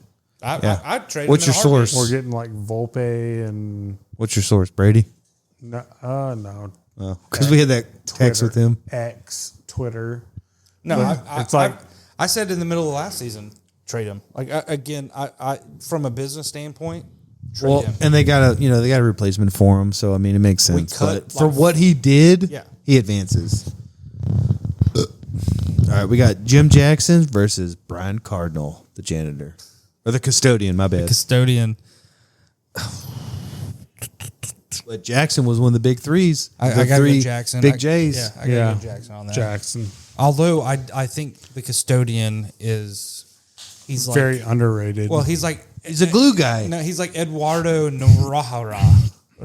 Oh, yeah. The Mexican Yeah, player for the Mavericks. yeah. He's a glue guy. Yeah, just and he's like Dude, Boban. shout out Eduardo Nahara. Yeah. But he's like Boban. Like he's like the guy that you Yeah, just and there was loves. guys that I left off the list that, could have made it, but this is 64-man bracket, boys. All right, so the last one would be Rolando Blackman versus Mike Madonna. Madonna. No need to answer that. No response from me. All right, round 2. We got Dirk versus Juan Gonzalez. Dirk. Yep. Yep, Dirk. Ooh, we're getting down to brass tacks now. Michael Finley versus Troy Aikman. Troy. Troy. Yeah, it's Aikman. Dude, next round's going to be Aikman versus Dirk. The way that worked out was pretty nice. Drew Pearson versus Jason Kidd. You gotta, I'm already going to write it because I know my pick. you gotta go to the original 88, don't you? Jacob? The original 88. Oh, damn. I was going to write Kidd in, but okay. I mean, he was drafted here. He won a championship here. He ended his season, his career here. He's our coach. I think more people would recognize him. That's the problem. Drew Pearson is Dallas, not anything else. It is Dallas. He was Dallas his Jason whole career. Kidd got traded away. He had a little. That's not his fault though. But No. I could see Kidd as a net though. You know what I mean? Yeah, 100%. If I'm gonna close my eyes and think of Kidd, he was at his peak as a New Jersey net. He made a finals as a net. He made like 3 finals, I think, or something crazy like that. Larry Allen, Elvis Andrews. Larry Allen. Allen. Ooh, this is a good one. Pudge Rodriguez, Michael Irvin. Pudge. Fuck. I know my pick though. What'd you say? Pudge. Irvin. I'm Pudge. God damn. But Michael Irvin was my dark horse 1 seed that I really thought about because Michael Irvin is Mr. fucking Dallas. Like he has the Cowboys back 100% all the time, and that's what I like about him. I think you could, if you'd have said that before I said my Pudge, you probably could have swayed me to Irvin because. But I also think that Pudge is probably the greatest Ranger of all time. Yes, yeah. So D Ware versus Bill. I love Bill Bates. D Ware versus Bill Bates. D Ware. Come on, let me break that tie. I gotta go D Ware. I'm gonna go Bill Bates. You piece of shit. Again, if Hall we're of talking- Famer versus fan Versus favorite. what? Fan favorite. one of the You greatest. talking shit about me and my dad right now, dude? I every number growing up was number 40 for me. I don't want to. specifically I for Bill don't. Bates. I don't want a headlock, but a Hall of Famer. Hall of If I get like 3 more pulls in, there's a headlock potentially. you're in my garage. I won't let you headlock me in my garage. You want to bet? Yeah. I do love me some fucking Bill Bates though, but I mean it's D Ware. Ah, fuck D. you. Emmett Smith versus Brendan Morrow. Emmett, It's Emmett. not even close. Admittedly, If the hockey guy picked Emmett, I don't have to ask. Tony Romo versus Joe Newendike. Romo versus Newendike. Joe Newendike, yeah. it's got to be Tony. Tony's more. I mean, he's Dallas. Yeah. Than Joe is. Yeah. He was a devil before, right? Yeah, he'd already won a Stanley Cup before he came. He was the accessory piece that we needed. I don't like this one because my guy's going to go, but Roger Staubach versus Sergei Zubov.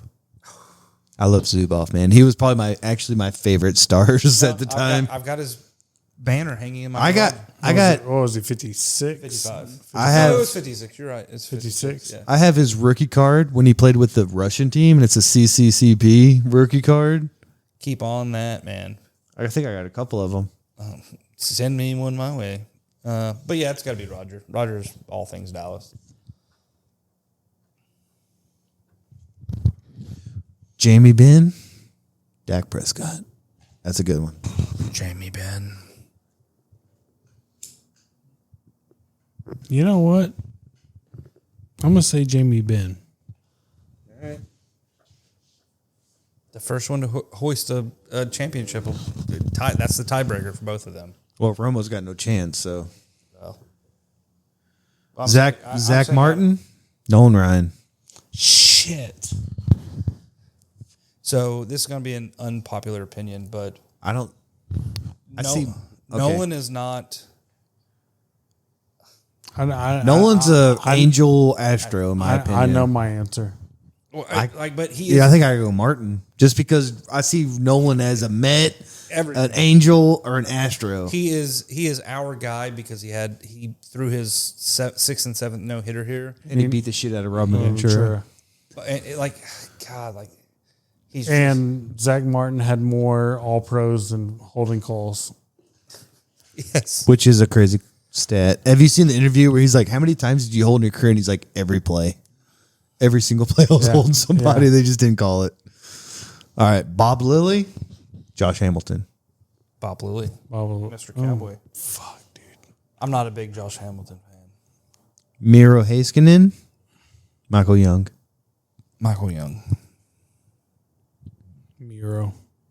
Fuck. I think I'm going to go Young because he was like the face of the franchise for He's a while. Mr. Ranger. Yeah, I was going to Trying to throw say. you a bone Wasn't that here, his, dude? literally like his nickname was yeah, Mr. he was Ranger? You Mr. said Ranger. Pudge might be the greatest Ranger of all time. There's a Michael Young might be. conversation to be had. There's no conversation. It's Pudge Rodriguez. How many Gold Gloves did he win consecutively? I'm not going to argue. How many MVPs did Michael Young win? I'm not going to argue. How many that. World Series did Michael Young win? How many World Series did Pudge win with One. the Rangers? With the Rangers. Overall? Again. Okay, but didn't Young go to like the Dodgers or some No, shit again, in his career? I'm not going to argue. I'm just saying that there's an argument to There's be no had. argument. More Gold Gloves, more MVPs, more World Series titles. What's the argument then? Is the discussion about Mr. Dallas sports, or is it about the better players? Who's got a fucking statue outside the stadium right Again, now? It's So about- what's the argument then? It's about Dallas sports. Okay, and who's got a statue Who will literally have a- outside of the Ranger I Stadium? would argue that there's a Michael Young statue going to be. I would not have to argue because there's literally a Pudge statue right now. Again, I'm not arguing against the greatness of Pudge. I'm if somebody were to present the argument of Young versus Pudge, I could see it happening. I would. Not me. Again, that's fine. That's fine. So if you were going to take a draft right now, who would you pick with your first round pick? Pudge. Okay, moving on. They're not in a bracket right now together yet. They will be because wait. No, I don't think they're going to line up together. But No, they will because they're on opposite ends, so they could advance. It's Randy White versus Mel Renfro. You got to call one of our dads for Randy that one. White. I like the manimal. yeah, White. power. Adrian Beltre versus. Wait, what? You ended on that White, and I said, Oh my god. Okay, so is White Power a potential title for this episode? Could be, but it would be White Power via Jacob Walker. Yeah, this is a 4-hour episode, dude. Adrian Beltre, Corey Seager. Beltre. Oh, fuck. Beltre. I think I'd go Beltre, even though Seager got it. Yeah. Because they both played here later in their career. You know what I mean? So it's who did the most for the franchise when they were here, Then it's and Seager. it's Seager. Yeah. Okay, I just changed my own mind then No, because I said Beltre. No, that's the. But if you look at, they both played for different franchises. And they came here. who is always going to be remembered as the MVP of a World Series? It's Corey Seager.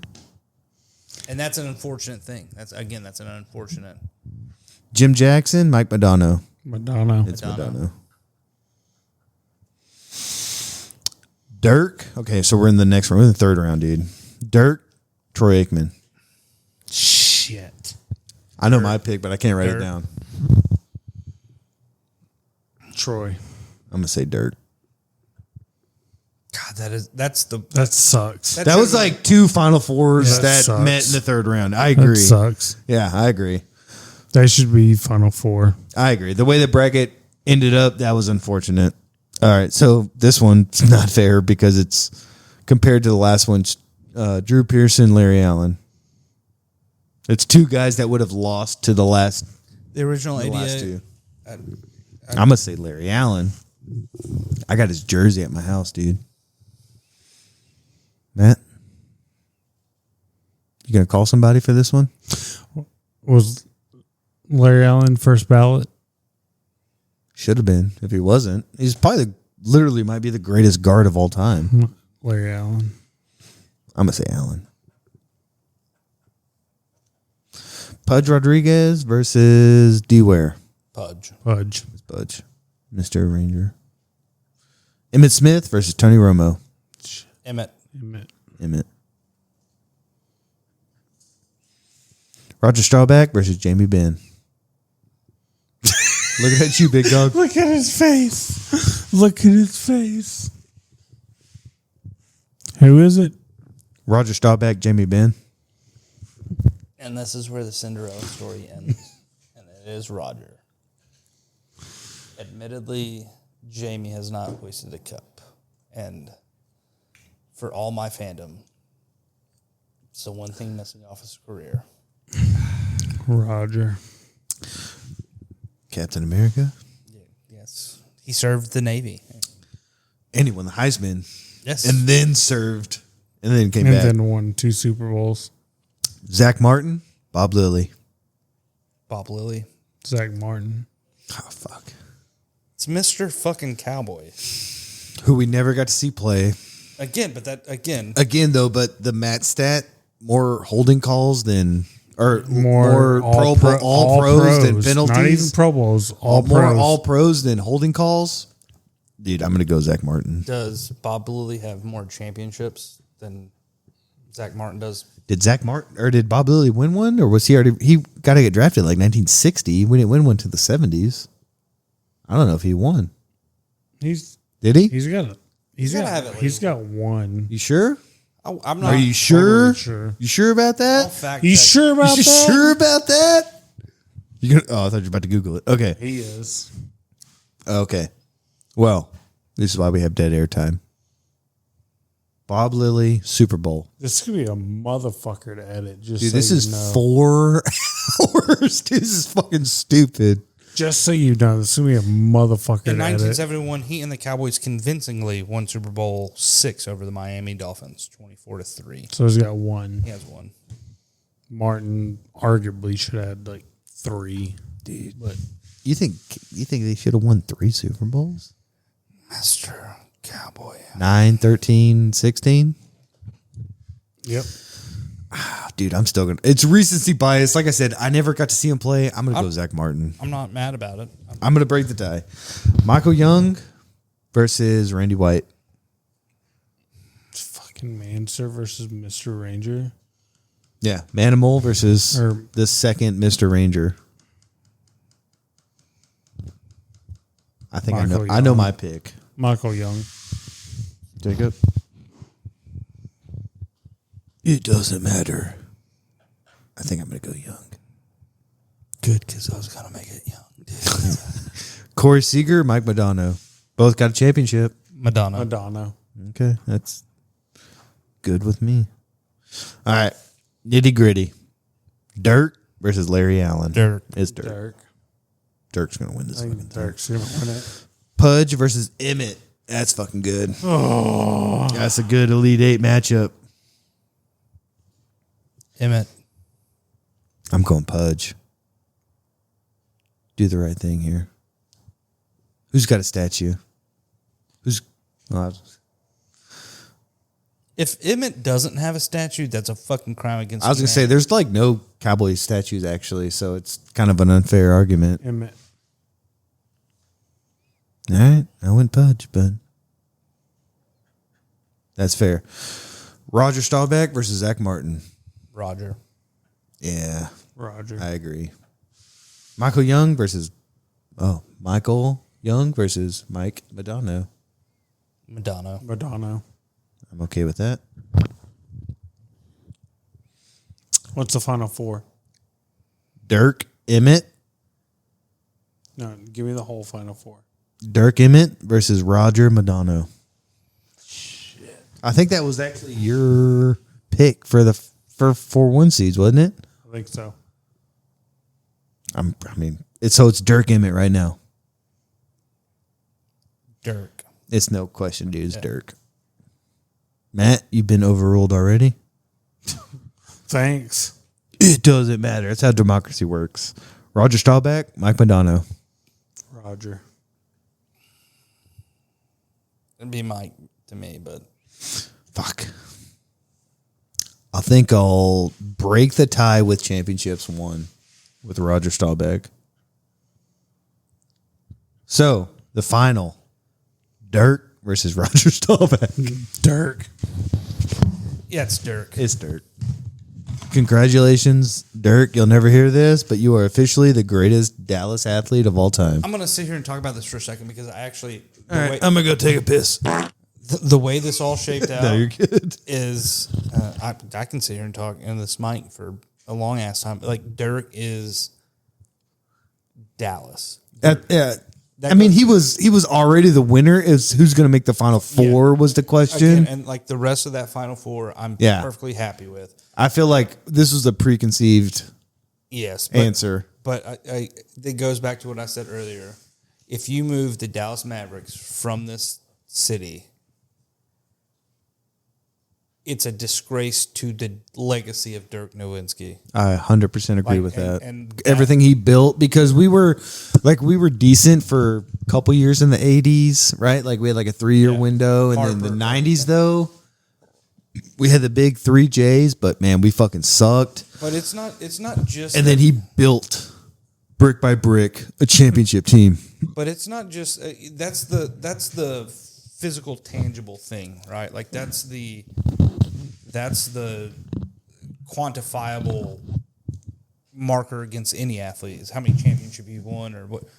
But what Dirk represents to me as a athlete is everything you want on any team. Again, I look to my Hotspurs. It's Son, and I'm so happy he left Tottenham at least hoisting, even if it's a consolidation prize. Like he did what he. I'm so proud of you for bringing soccer back into this. But like because I So proud of you, That's dude. what Jamie is like. I look at the athlete, not just like titles. Like Dirk Nowitzki is the quintessential teammate, leader. He was fiery when he needed to be.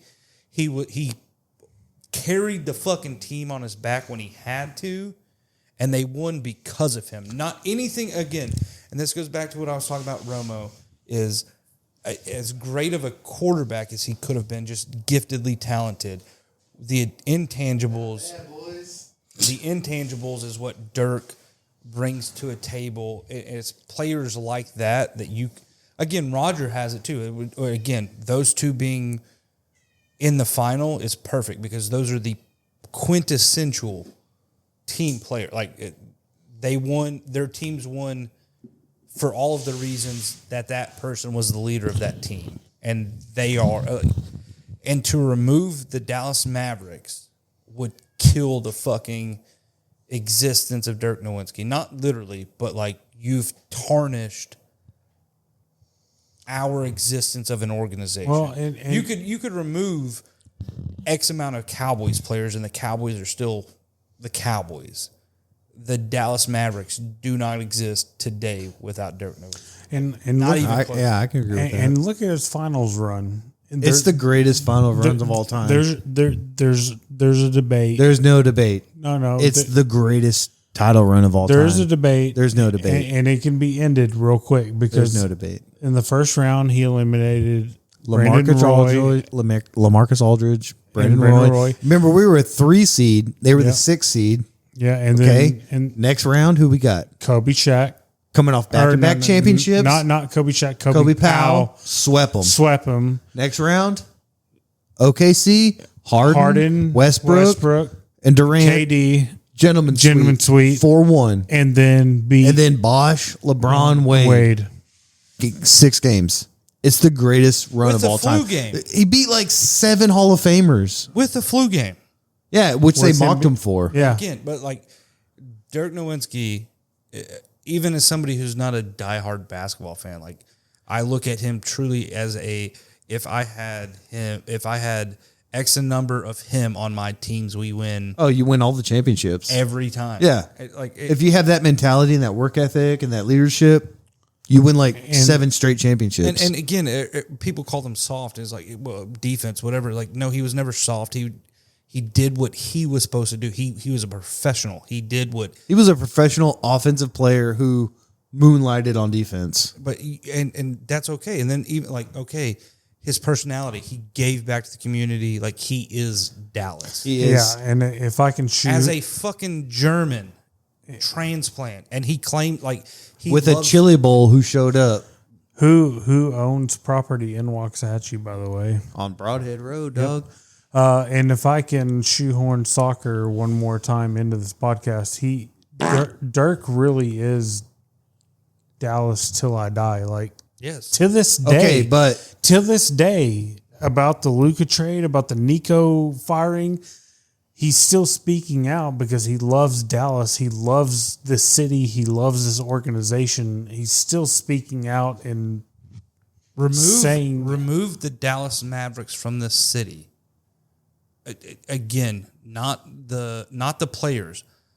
He is the Dallas Mavericks, like that, and that, totally agree. he's the icon of the team. But to Matt's point, my dark horse to make the Final Four, because he is so Dallas and repping his team, was Michael Irvin. yes, again, Yeah. That guy is 100% Cowboys. Well- He's fuck the Eagles, fuck the Giants, fuck the Commanders. Well- he is Cowboys till he fucking And dies. on to piggyback off that, so is Des Bryant, who went out early.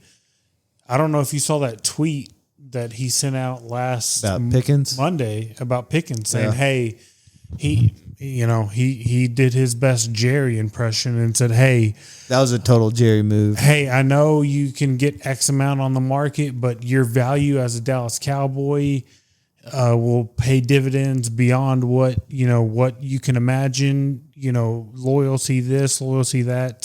Stay here, sign here. You want to talk about a guy who is loyal to the city and the team? It's Dez too. Like Dez, But Mike has that national absolutely, microphone absolutely, where he's on the, absolutely, and he's absolutely. every time I hear a Mike quote or he's hyping up a team, it just makes you ready to fucking go. Like Mike is that leader. Like him and Troy as leaders on a team explains why they won so many championships. That's why I always put. I like it would be for the triplets. It's Emmett, Mike, then Troy. And that's not to discredit Troy by any means, because without Troy, I would say Troy, Irving, Emmett. That's. But Emmett didn't have that vocal leadership though that the other two did. But Troy didn't have to be Troy because he had Emmett. Yes. Yeah, but Troy was still the leader of that team. No, you see him on the sidelines Yeah. after Switzer and Jimmy were After gone. Jimmy left. Yeah. He's the only one up there like talking shit to the team, this trying is- to say this is dog shit. this is horse shit, What are we yeah. doing? Like you're missing assignments, you're missing blocks. Troy was the leader, whereas Mike was probably the team favorite. Because he was the fun guy that did cocaine with everybody. Yeah. Whereas Emmett was about business, where like this is my job. Well, so, And we have a conversation still if we want to take this to 4.5, 5 hours is Emmett versus Barry, because I got stats. No, dude, my favorite running back of all time is Barry Sanders. Like that. That's not a. So you're conceding the argument. Well, the argument wasn't about. It was who's the best running back. No, that was never the argument. the What was the argument argument? was the best Dallas athlete. No. Yes. That was what the Well, then why did I bring up Barry Sanders? Because you said he wasn't even the best running back in his conference, Which is true. and that's why I said that's not the point of this conversation. Okay, so side conversation. Who's the best running back of the 90s? Barry, again, but that's also like saying Yeah. Megatron could have been the best receiver Yeah. of that whole generation. They both He quit. was the best receiver of the generation. We're talking all time, though. To me, you have to be around long enough to be considered the best. Barry bowed out early just like Megatron did. And that's why... Because of the franchise, though. If they were in the right spot. No, I agree. You get drafted where you get drafted. My 3 in specific order is Barry Sanders, Walter Payton, and then Emmett.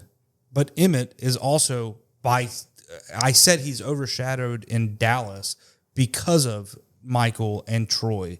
But if it is not for... Okay, well, I took the argument separately as who's the best running back of that time. That's what how Talent wise, it's Barry.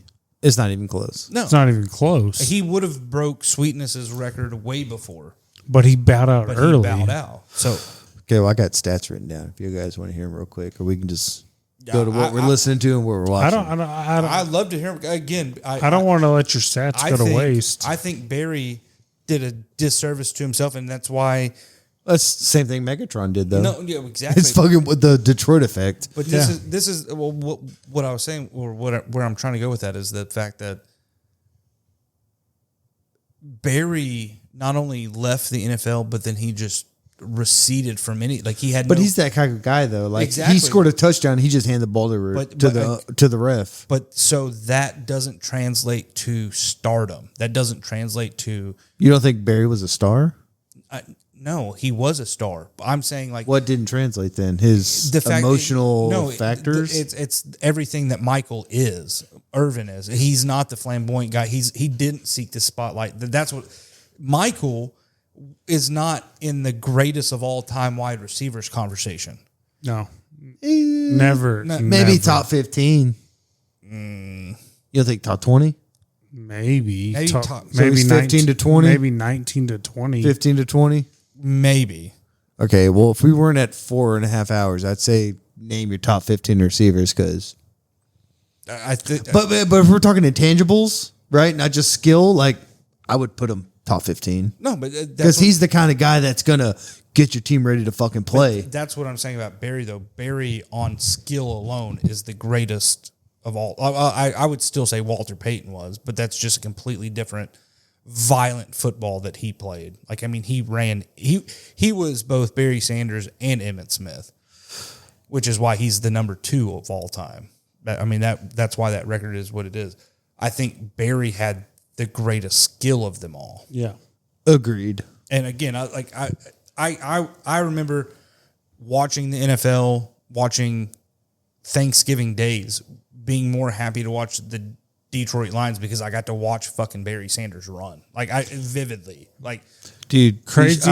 We should pull up the stat of him at OKC or Oklahoma State. It's retarded. I wrote how a paper. fucking good he I wrote was. a paper on him in like the 4th or 5th grade because it was him. I read his history and I read Thurman Thomas's. I'd say crazier still is him and Thurman Thomas were at Oklahoma State together. same time. And I remember when I was doing, because it was like one of those first, remember in like the 5th grade, you had to do the first paper that you had to document like the sources. the sources. You had to have like the note cards and shit. That I got confused because I was like, wait, was this the Thurman Thomas book or was this the Barry Sanders? Because it was the OSU thing. And I was like, oh shit. Did they both went to Oklahoma State? And they both played under Barry Switzer. Wow. No, Barry Switzer was Jimmy Johnson. Sorry, Jimmy Johnson. Barry Switzer he was at Oklahoma Before he State went before to going to Miami. Miami. Barry Switzer was Oklahoma. Sorry, Dude, the fact that Jimmy Johnson didn't make the Hall of Fame for so long is a crime. But that's where, when I talk about like greatness, it's not, there's more of an eyeball test to me than records or all of this shit. Again, Dirk above all else checks 10 out of 10 on every single fucking box. Like he's in the top 15 of scoring all the time. Like he's top 10. He was 5, I think, when he retired. But yeah, he's going to move down. Yeah. And again, that's a probably to 10. byproduct of fucking the NBA that they play now. But 3-pointers and shit. It's just one of those, and that's like Barry. Like Barry was the only thing in Detroit, and he still did what he did. Yeah, defenses knew we got to stop this one guy, and they still couldn't stop him. Do it. And Barry Sanders had the greatest like cuts and just jukes that you've ever seen. Acceleration. But if you, and this is where I'll defend Emmett on that, is like if you watch both of their film tape, you just go back and watch. Like I think. I don't know, maybe we were too young, but like if you go back Emmett is such a subdued guy in the sense that, like, because he's overshadowed by Mike, who is the loudmouth mouthpiece leader, and then you have Troy, who is Monday Night Football. Troy's just going to get because he's a quarterback. Exactly. He's going to get the fame and the accolades. But if you go back and watch Emmitt Smith run, that dude is a fucking hoss. Like, All you need to know is that year that he held out for the contract and they started 0-2. Well, you also got to know that. And then Jerry said, "Oh shit, we probably need to sign this guy." And then they went on and rattled off however many in a row. But Barry didn't have that line and that defense to bail him out. No. I was And about to say, okay, who was one other Detroit player during that time? Rodney Beat. Name 3 more. yeah. No, but I was going to say, to that same point, could you imagine Barry on this team. like him being the triplet? Yeah, I would say like trade Barry to Detroit or trade Emmett to Detroit for Barry. Like that. 20,000 yards in his career. It's insane. And that, like, to the stats point of Barry, the fact that he did that with what he had, it's. You want to talk stats real quick? Emmett, 4,409 carries. Barry, 3,062. Yeah. So we're talking over 1,300 more carries. Yards, Emmett, 18,355. Barry, 15,269. So only off by a little over 3,000, but 1,400 That's carries 2 yards. less. Yeah, that's two yards per carry. Where Emmett crushes it, though, is touchdowns. 164 to 99. Average per game, Emmett got 81.2. Barry, 99.8. So Emmett had 4.2 yards per carry. Barry had a solid 5. Emmett had 515 receptions to Barry's 352. Emmett had 3,224 yards to Barry's 2,921. So again, that's a lot more receptions for only 300 more yards. 11 receptions for touchdowns to 10. Again, So Emmett was scoring a shitload more touchdowns. That's where he got them. but that's also because this, to your point of how great Barry is when you get inside the red zone, You got more options on Dallas. yeah, like you can't just stuff the box, which is what they did to Detroit. Like, Oh, and the other thing is Emmett 15 years to Barry's 10. So we're talking 226 games to only 153. Yeah. Again, I'm firmly in. I always have been. Like when I was growing up, Barry Sanders was my favorite fucking. I wish we had a guy like him right now. Like there's nobody to even compare him to. No, and that's what I remember being so shocked as a kid. Like, and then the whole country was kind of shocked. Like, oh my gosh, Barry Sanders retiring. It was one of those things where for me it really did hit like a Luka trade. I was like, wait, why is he quit? It was so sudden. And it was like- just like Calvin Johnson. Calvin said he Johnson played 10 could have years? put up 1,500 more yards for 3 more years. And then he And he said, I'm done. Like, I can't just, this franchise is too much for me. But it's also, I think this is a crazy thing to like think socially, is at that time when Megatron was in Detroit, it was an absolute shithole of a city. Like the absolute. They were literally in bankruptcy as a city. Like, I wouldn't want to live. Like what you why would you want to live there? And you got to think, like, I'm literally one of the greatest. Like, if we're going to put receivers, like 1 through 4, Jerry Rice, number 1, maybe Moss or Calvin Johnson, too. Like, he literally might be the second greatest receiver of all time. Very well. And he went to Georgia Tech, dude. I still remember watching Georgia Tech games at my grandma's house and thinking, like, this guy's, like, ready to play in the NFL right now. Like, he's better than everybody else. I remember there was a Sports Illustrated for kids with that, like, had Moss, and it was like a robot thing. Like, it was like not the centerfold, but like that middle section of the magazine, and it was like he had the leap. Like, I remember when Moss, it was like 1998, and Marshall, dude, it was just it was so incredible to. Again, Minnesota at that time was like you had Chris Carter and Randy Moss. Again, Chris Carter probably is in my top. Shout out Greg Ellis. Yes. Yeah. But yeah, again, running back wise, it is insane to think that Barry Sanders had that. He would have played 3 more years and he would have broke the record. Yeah, but what running backs today Derrick Henry. could even, no, but like in comparative to stats to what he did, You're like touching that number. it's not even. There's nobody. It's a passing league. It's changed because guys back in the day used to get picked in the top 5, number 1, even though like running backs could go in the top 5 if not number 1. Yeah, but that's what I'm saying is like in terms of just what that like, if that same trend had happened, and athletes are what they are today, who is the comparison? There's not a single close running back that does that type of numbers. Even like again, you don't have as staunch of defenses, in my opinion. Like I know. I think Derrick Henry, Adrian Peterson came close. But look, yeah.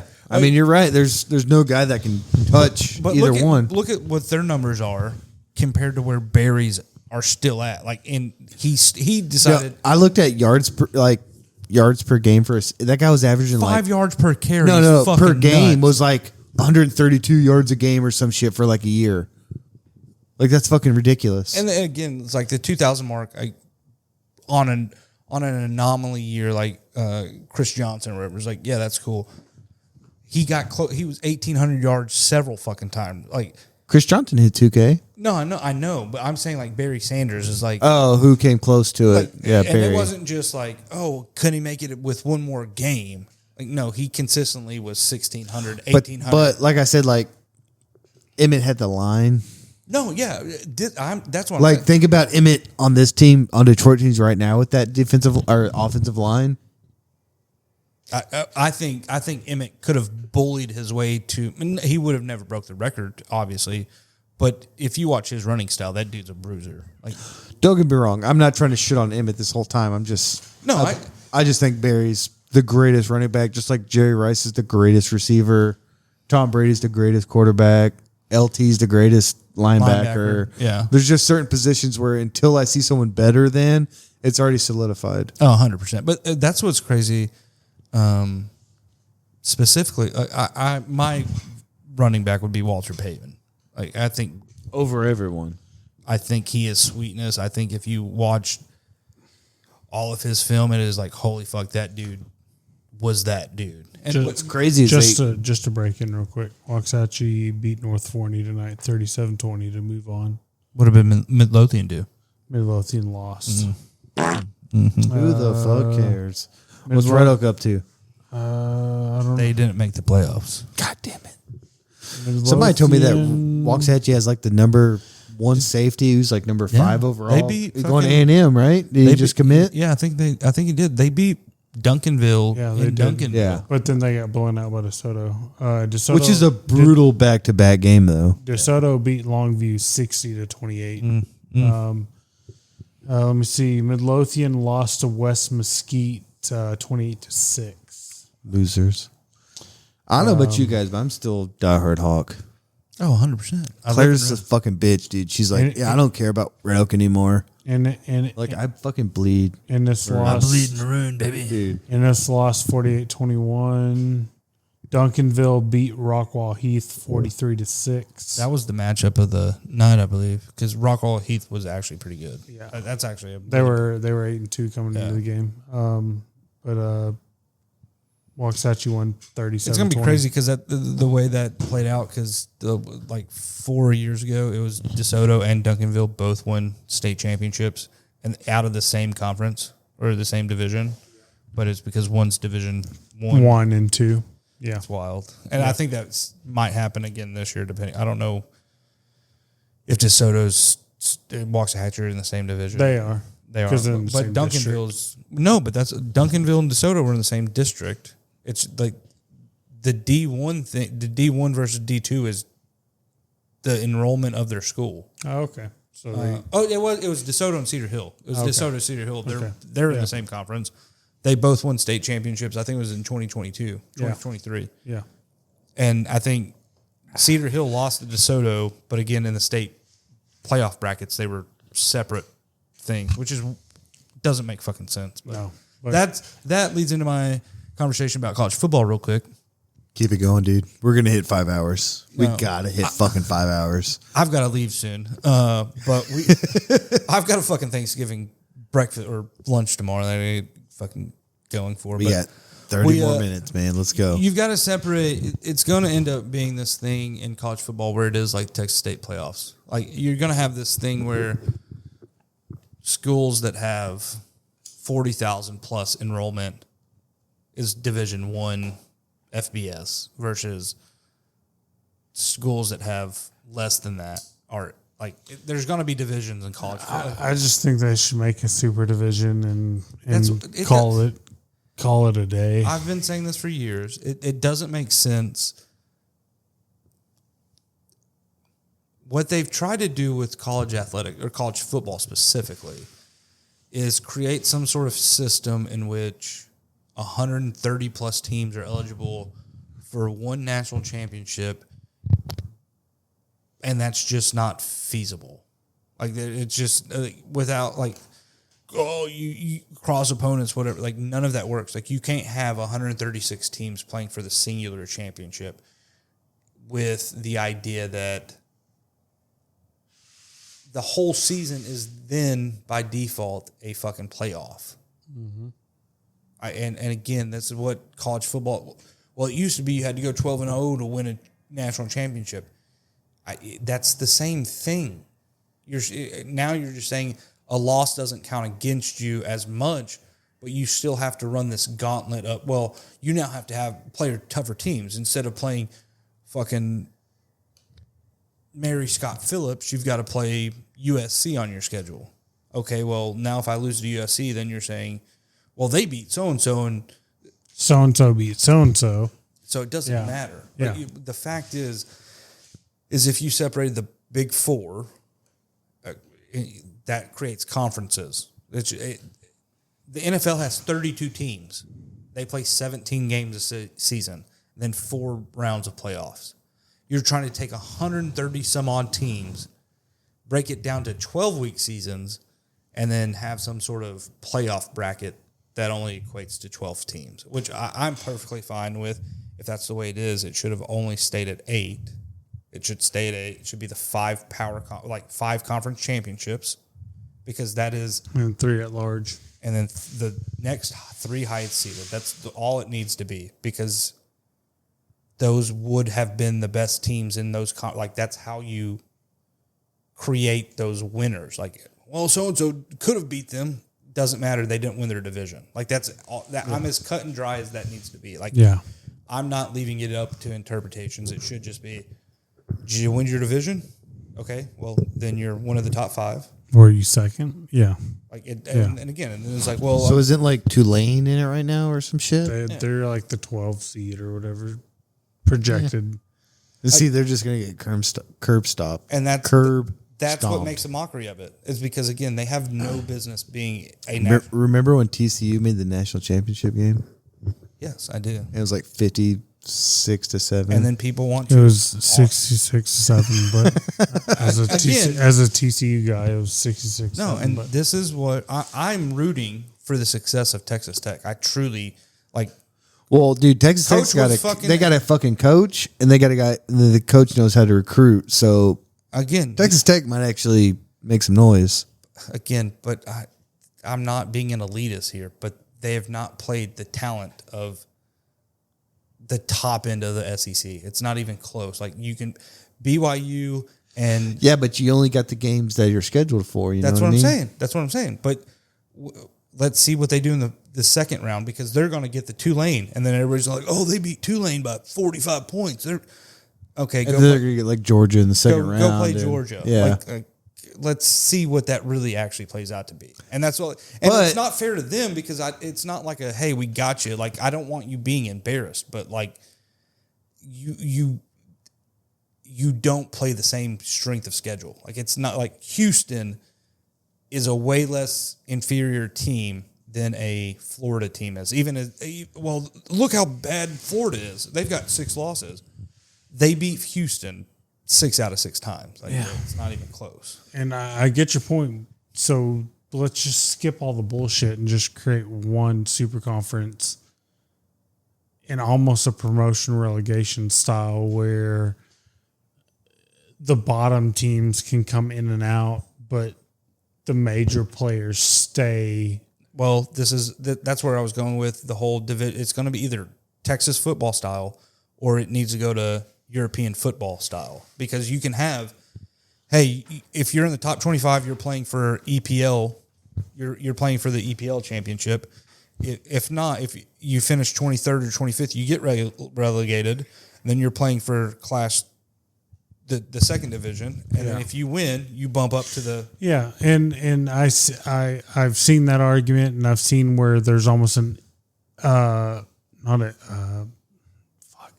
NIT style tournament for those other teams. Everybody else outside the top 12 or 16 or whatever they decide the on. European soccer model has it right, because there's so many.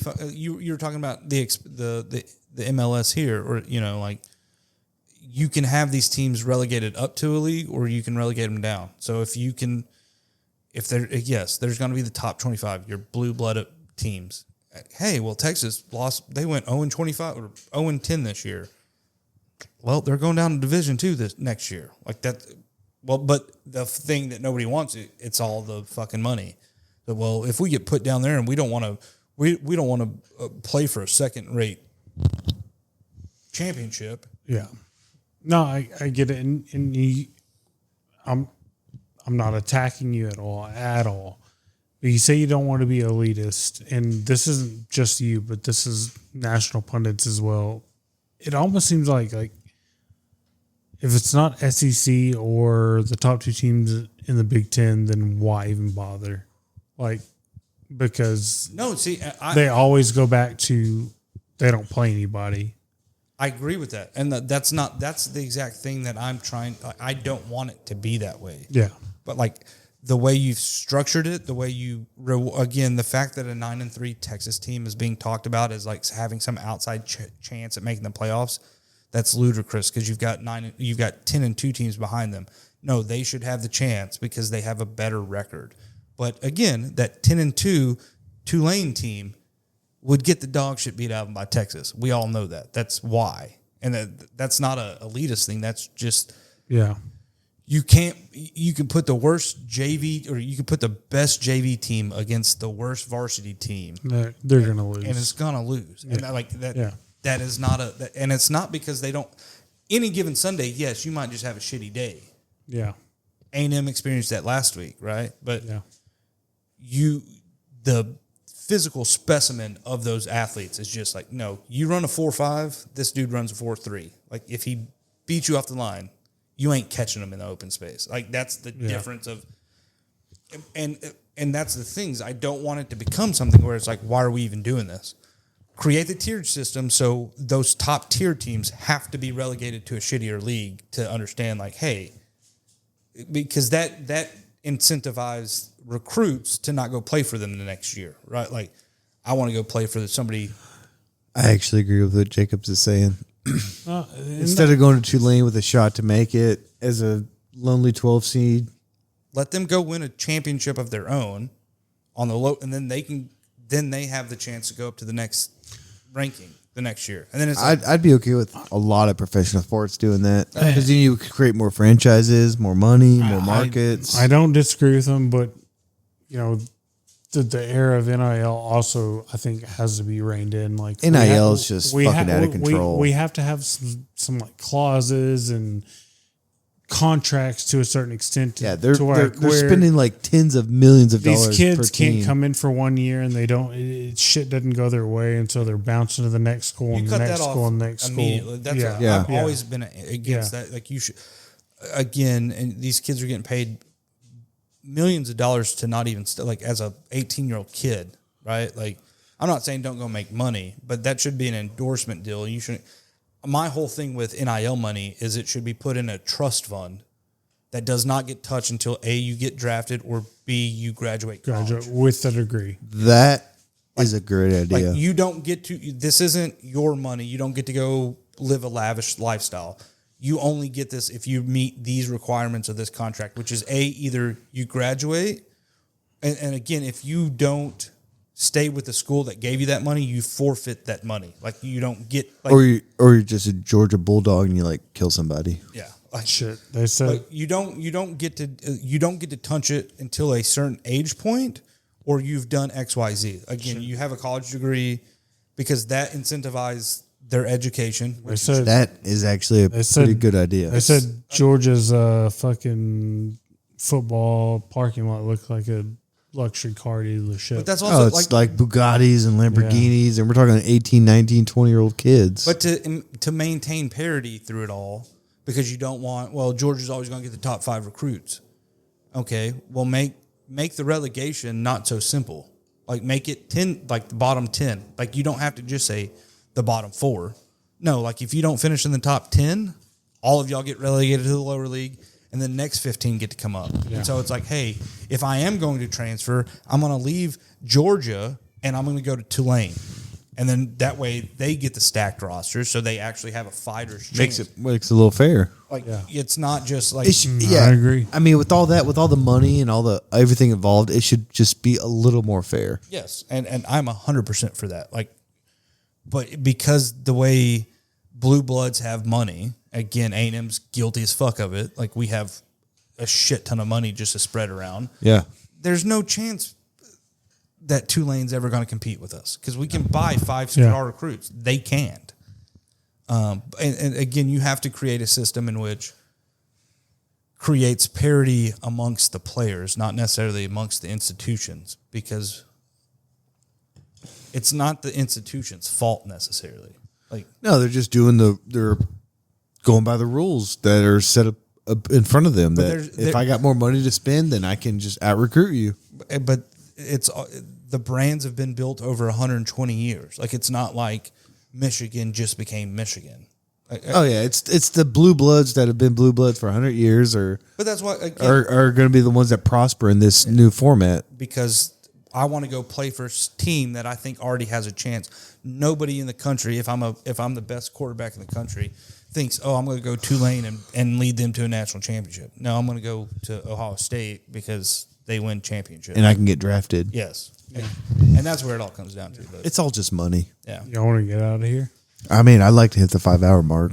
I've got to bail. All right. We still got what we're listening to, what we're watching. I can wrap it up real quick. I've been listening to Jack Reacher, as you noted last week. No. Which one is it? It's this one right here.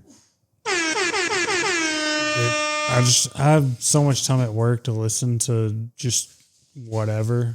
Just don't return the books yet because, I have a lot to get through. I am so far ahead of you, though. I know. I am so far ahead of you. Like, at some point, I'm going to have to return something. He's basically saying you suck, Andrew. Because I'm growing my knowledge on other things. Well, can you see what I listen to? Well, like when you open your library, is it like both our shared books? Yes, I can see everything you have checked out. And you're probably like this fucking nerd. Well, you have like... You creepy fucking bastard. You have a lot checked out, and you can't be all reading or listening to them at once. No, but I'm not going to let fucking Joe Schmo get that book before me. Regardless. And I've got books that I've been checking out for like a year. And it's like renew. Regardless. I've been burning through Jack Reacher books. I've been listening to One Star Cowboys podcast. Been listening to Third Degree, which is the FC Dallas podcast. Watching nothing. I've just been watching Cowboy games and relevant fantasy games. See, I don't watch any other games other than Cowboys, and all the guys are like locked in on Red Zone. Oh, dude, they're so locked in. And I'm like, I don't have time for that shit. Like, I can watch one or maybe 2 games a week. Yeah, I watch. You talk about games. Like how I would be flipping about whatever they do. Like, I cannot watch Red Zone. Like, I don't watch football for fantasy. I watch football because I'm a Cowboys fan. Yeah, that's why. That's what I'm saying. Like, guys are like, oh, stuff's popping off in the Cleveland Browns game. Like, you're watching the fucking Browns game right now? That's wild. I got to go to like 3 birthday parties and a wedding this weekend. Like, I'm scheduled in on watching the Cowboys. Yeah. And that's it. I watch Cowboy games. And when I tell my kids to shut the fuck up. And a lot of times, and just leave it's me not alone. even on time. I'm recording it doing something with family, and then I'm watching it whenever we're done doing whatever we're doing. Matt will let me know in a group text, if not with Alex or just personal, just like, I'm not live right now, just no spoilers. Yeah, I'm going. And I'm so tempted to just be like, so-and-so's popping off, or so-and-so's, this guy's So a dog shit. I'll text him, like, we'll be texting up until game time, and then kickoff will happen. I'll be like, hey, I'm going radio silent. But and see, that's their cue to know that I'm not starting the game. Matt's a rich boy and can record a game and watch it later, whereas I have a digital antenna. I am not. And I get like the local channels only. I'm not a rich boy. I've given you that DirecTV login. This man just told us about DirecTV login. That's true. I get my direct. Don't you lie to me, bastard. I get direct. Okay, but Matt is a business owner with an LLC. I started my business checking account with the last $150 I have. Somebody has $150.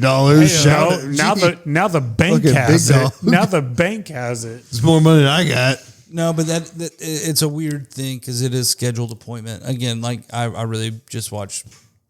Saturdays is I will watch all college football that I can. Have you seen this week's schedule though? Yes, It's pretty fucking weak. Yeah, but it's USC Oregon is the only 2 ranked games. No, because Oklahoma plays Missouri tomorrow.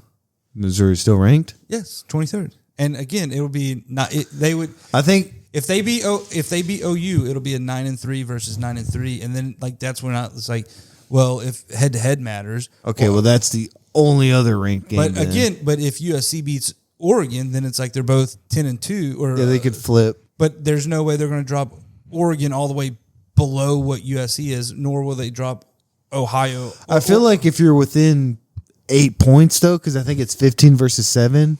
If I beat you, that's a good argument that we should flip rankings. Yes, but so Missouri is 23rd right now, right? So they have 3 losses. They're 8-3 right now, or 7-3. Oklahoma is 8-2. If Missouri beats Oklahoma, by default in my head to head automatically flips that. That's what I'm saying. Because they have the same record. If we're within, but you're going from 6th, and that's a big jump though. But that's again, the records are the same. But I beat you head to head, and so the argument can be made. It should be made. Like again, that's on paper. What I don't care about everything else. I beat you. We have the same record. Head to head matters. The same thing could be said to Miami and Notre Dame. Miami beat you, Notre Dame. Notre Dame making the playoff would be an atrocity. Again, and I say that I agree with that as somebody who growing up as a Notre Dame fan, they don't deserve it. I say that as A&M who needs Notre Dame to validate our cupcake of a season. Dude, A&M versus Texas on Thanksgiving. That's what I'm thankful for. I'm glad that getting that back. game back. Yeah. I told Claire, I was like, we haven't seen the game, 10, 12 years? I was like, growing up, I could watch the Lions play, the Cowboys play, and then Texas A&M. That was my slate. I don't think it'll ever go back to Thursday, but that's what I've always dreamed of. It's Thanksgiving, though. And I know everybody makes fun of, A&M's not Texas's rival, or, it's not the Red River rivalry. But as a Texas kid, that's the best in-state rivalry, though, probably of any. But no, they downplay it. But is that the best in-state rivalry of any 100% of any team, in any state? But regardless of the rivalry, other than Florida, maybe Florida State, or Florida Miami, some shit like that. But it was the Detroit game, the Cowboys game. Yeah, you got a trifecta. And you got to watch them all, and then you could go to Kmart and get a 70 DVD player. Yeah, whatever it was. That's what it was. Because I went to Kmart. I'll take it being on Friday just because it's back. It should have never went away. That was the longest. Are you telling me the game's on Friday? Yeah. I thought it was on Thursday. Yeah. What time on? God damn, I go work Friday. What time is it? 7:30. Okay, I'll be it's off a night game. Yeah. I really thought it was. No, they moved because it's money, and they're not gonna lose to the NFL. Yeah, the NFL added the third game because we moved the game. I mean, it all comes down to money. But that's the crazy thing, right? Is because if that rivalry never goes away, NFL never adds a third Thursday game because it won't. That's actually a really good point. It doesn't Because you know that third game's just going to be some bullshit. Like, No. it's Lions, Cowboys. What Thursday noon. night game do you ever fucking invest in? They're the shittiest game. They are They the should go worst away. games. Like, I They feel like should it's go away. like a King Tut's curse It's absolutely fucking on trash. Thursdays. Like, you're not going to get a good any Thursday game. Again, even the Thanksgiving Day games are usually trash games, but it's Yeah, that's what I'm the saying. like Thanksgiving. Most Thursday night games, like Amazon got the worst deal, and they probably gave $2 billion for that contract. Oh, we got Cowboys Chiefs Thanksgiving. Well, if we're going to talk the next Cowboys, 3 games, right? Eagles, Chiefs, Lions. Real quick, what's your prediction on the next 3 games? Because after that, it's kind of... I don't know. After that, it's Chargers, Giants, Commanders I in don't some know. order. I don't know. I want the 2 and 1? I want the Eagles the most. That's the game I want the most. And I could see us beating the... Honestly, I could see us beating the Chiefs on Thanksgiving. say, I'm gonna go- just riding that high into I'm going to Thanksgiving. go 1-2 if it's the Chiefs that we beat. I do not. I see the Eagles. Dude, the Eagles, what are they going to do against us? Saquon's down. Jalen Hurts is averaging like under 200 yards a game. AJ Brown hates Jalen Hurts. It's their defense, though. Their defense is extremely fucking good. Jalen Not going to get me wrong. Jalen Carter. but we isn't gonna got, spit but on we Dak got, again. but we got playmakers Well, and we played them well the first game of the season. I mean, Yeah. we almost could have beat them. without Jalen Carter, though. Should have beat him. I just don't. Bro, that drink's been sitting out since we've been here. You good on? I got a dinner. I'm fine. I think 1 and 2 is my like. Boys, we're closing in on 5 hours. Let's just keep this going for 5. 5 more minutes. 5. Well, we got some dead air we got to edit out, so we're a little more than that. But we're gonna keep talking. I see the Cowboys going 2 and 1. I see the loss against maybe the Lions. To be honest, I see us winning 2 more straight. Eagles, Chiefs, losing Why would you to want the us Lions. to? Why? Yeah. Because after that, it's Win.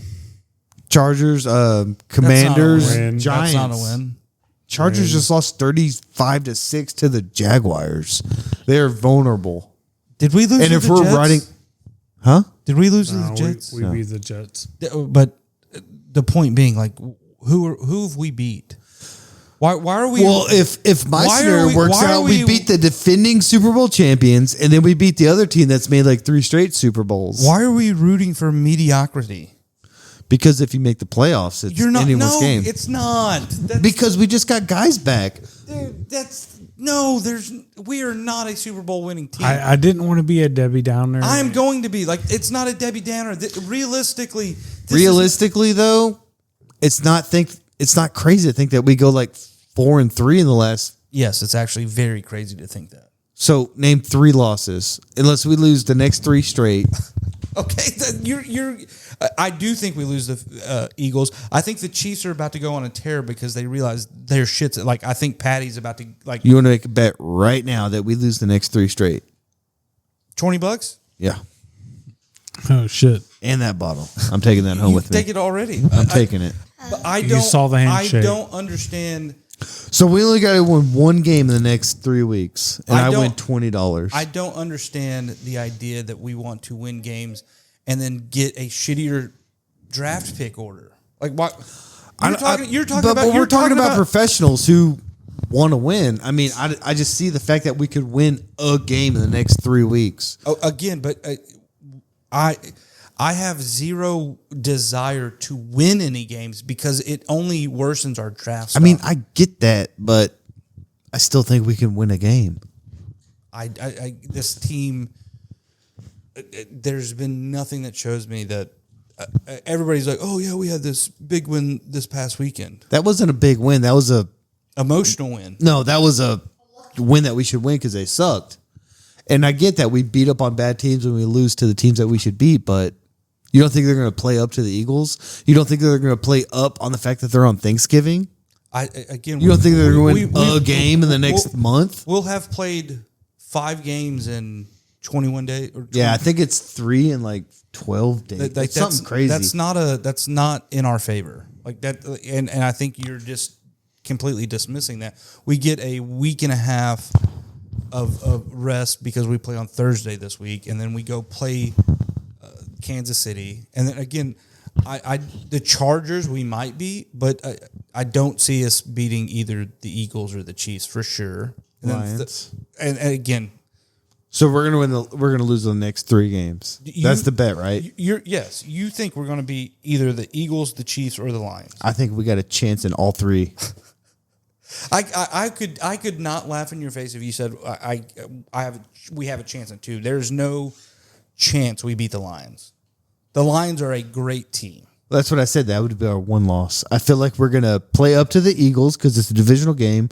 We're gonna play up to the Chiefs because it's on Thanksgiving, and then the Lions. I could see a loss. Again, that is a short turnaround against the Eagles and the Chiefs. Like that is just.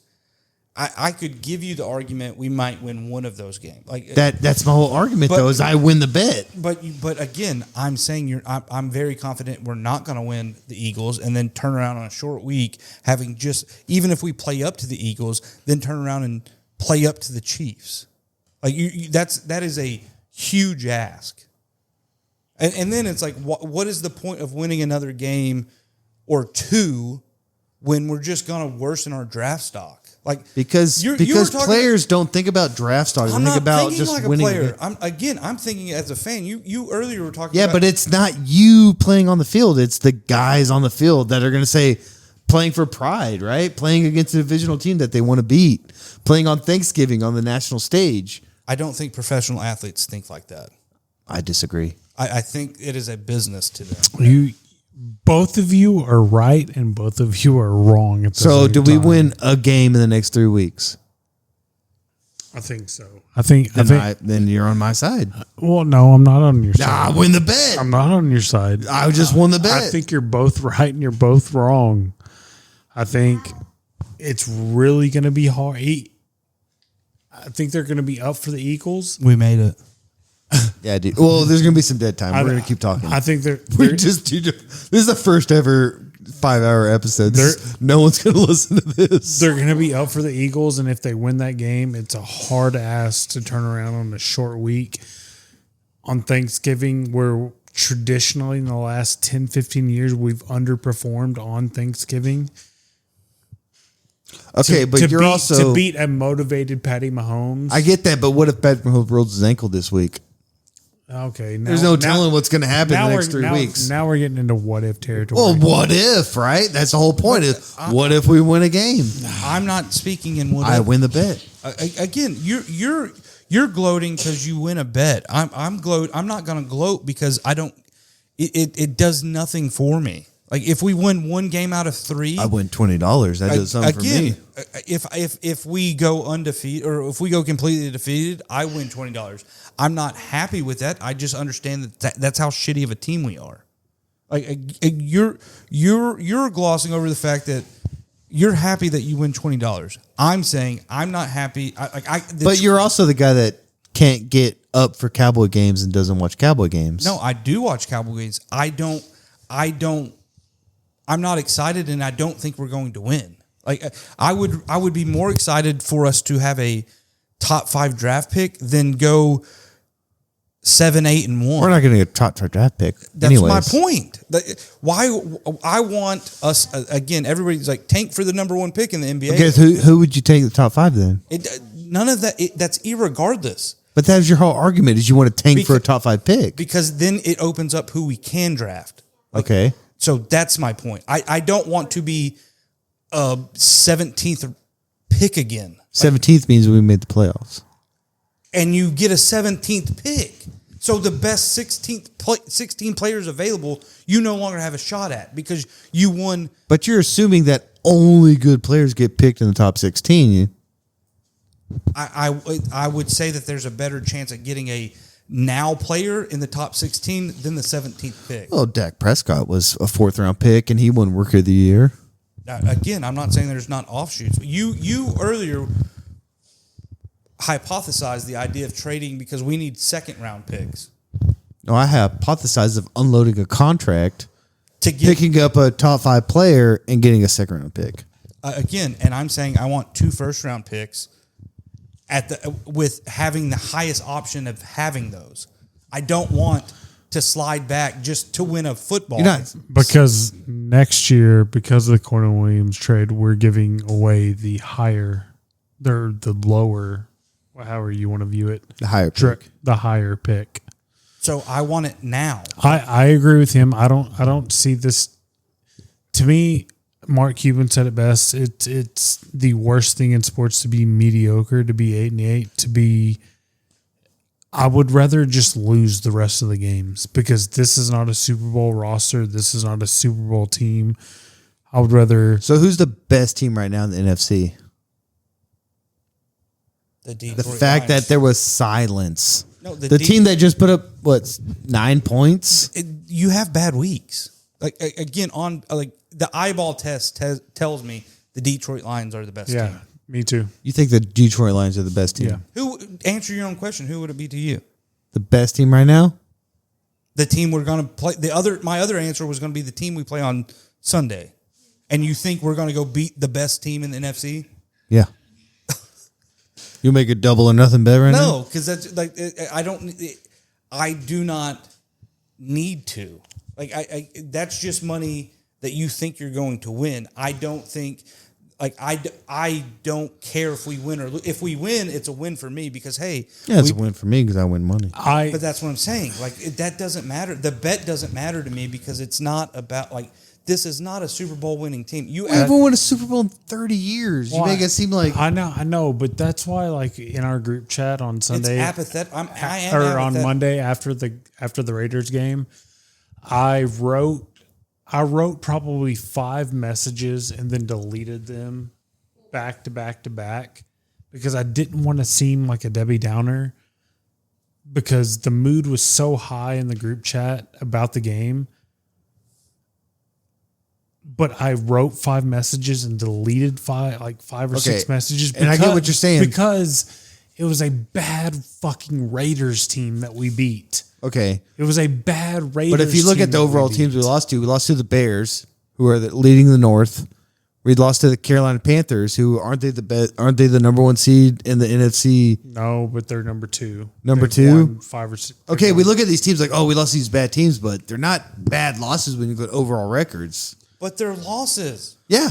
I agree with that. We obviously lost those games, but they're not as bad as you perceive them to be. I've just the Cardinals game, that was a bad loss. I give you that. But the other two, where I was like, we should beat these teams. Well, turns out they were better than we thought they were. Maybe so. And I have the struggle with. And we got 2 number 1s, right? We could always package a deal to get whoever we wanted. Y'all are just making it seem like you already gave up on the season when there's still a chance. I've just seen this movie. I've seen this movie I have too too many for times. 30 years. Yeah, and I know this isn't a Super Bowl roster. That's it's a Super Bowl offense, though, right? It's a Super Bowl offense. And the but it's not defense a just Super got Bowl. healthy, right? Did we not just trade for guys and bring guys off? Malik Hooker, Overshown, Revel. Are these guys and Carson? Are these guys not all back? Overshown played you wanted your double or nothing. I do already. Do you think Yes. I'll double or nothing if we make the conference championship? I'm not going to do that. We Okay. haven't done that for 30 years. But that's But your that whole wasn't the fucking but bet you're to saying begin there's a with. chance. You're saying well, why there's a not shot. say that I'm going to hit a lottery ticket worth $1 million? Do you want to bet on that? That's they're the same odds. That's my argument. Is you're saying you just argued? No, well, you're I saying argued while you're that giving we up can on a win season. 1 game in 3 weeks, and now you're just making it a lot crazier. No, because you're saying, well, you're giving up on the season. I gave up on the season when we lost. Well, you should have gave up 30 fucking years ago, dude. But I'm actively. I want to be invested in this team. Are you actively invested in the Texas A&M football team? When's the last time they won a fucking championship? We're 10-0. Yeah, when's the last time That doesn't matter. they won a championship? And that's the question. We're talking about championships. Am I sitting here? Have one time I brought up A&M? Like I'm not sitting here puffing. Like but you're talking about championships. No, but I'm as if that's the be all end all. No. So when's the last time A&M's won a championship? 1939 for the record. But okay. So I have not said it one time. TCU won in 1933. You're sitting here saying that I've given up on the season. And I'm saying, yes, I have. I've given up on the season the day we lost to Arizona in a terrible loss. This team is not a Super Bowl winning team. When I realized if A&M lost last week to fucking Missouri or South Carolina. Yeah. I would like we're not a champion. I would have said He would have packed it I would in. have said we don't deserve to be in the college football playoff. I would the same argument I said there. Tulane doesn't belong in the fucking college football season. Yeah, but then there's been teams like but you're- the Ravens and the Giants that made it as a wild card team that won the championship. So why give up on the season when there's still hope? Because I don't think that there's hope. You're telling me I need to have hope, which is fun. That's your opinion. My opinion is that this team is not going to win a Super Bowl. That wasn't the discussion to begin with. It was that we'll win a game in the next 3 weeks. And we made the bet.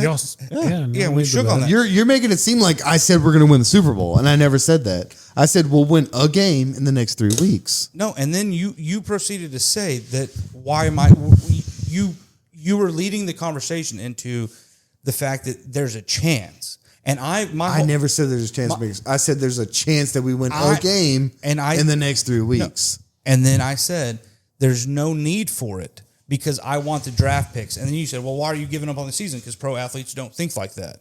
Which is true. And I said, as a fan, I would rather tank the rest of the season and get the draft pick. I'd rather Green Bay tank.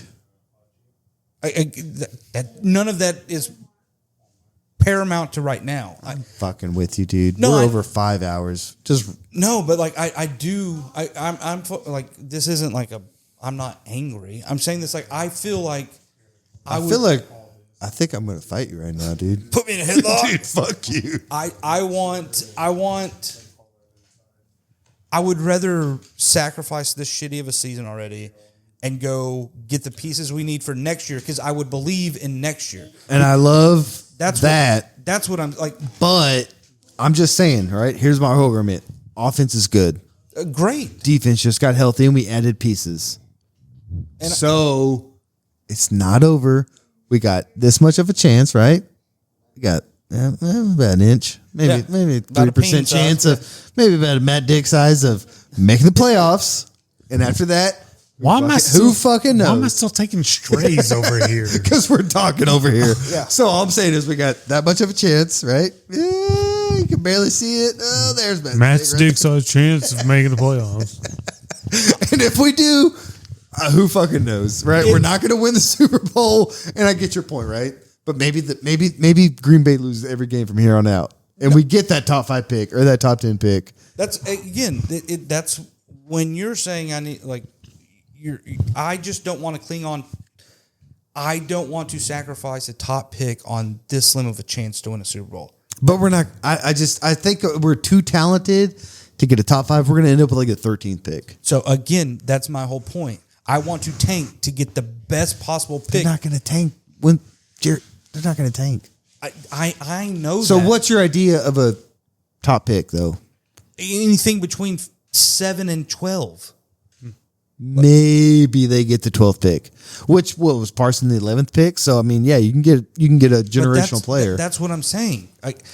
I don't care about winning another game the rest of the season if it means I have a better. I want to beat Philly next week, and then maybe we lose. That's all I care about. Yeah, we beat Philly. I just want the Philly. Well, if that's what you said, I get $20, and then we fucking lose. If you just said that from get go, I'd said okay, I'll gladly give you $20, and I also hope we beat. I just think this offense is too good to lose every game from here on out because they're going to put up 30-something points every game.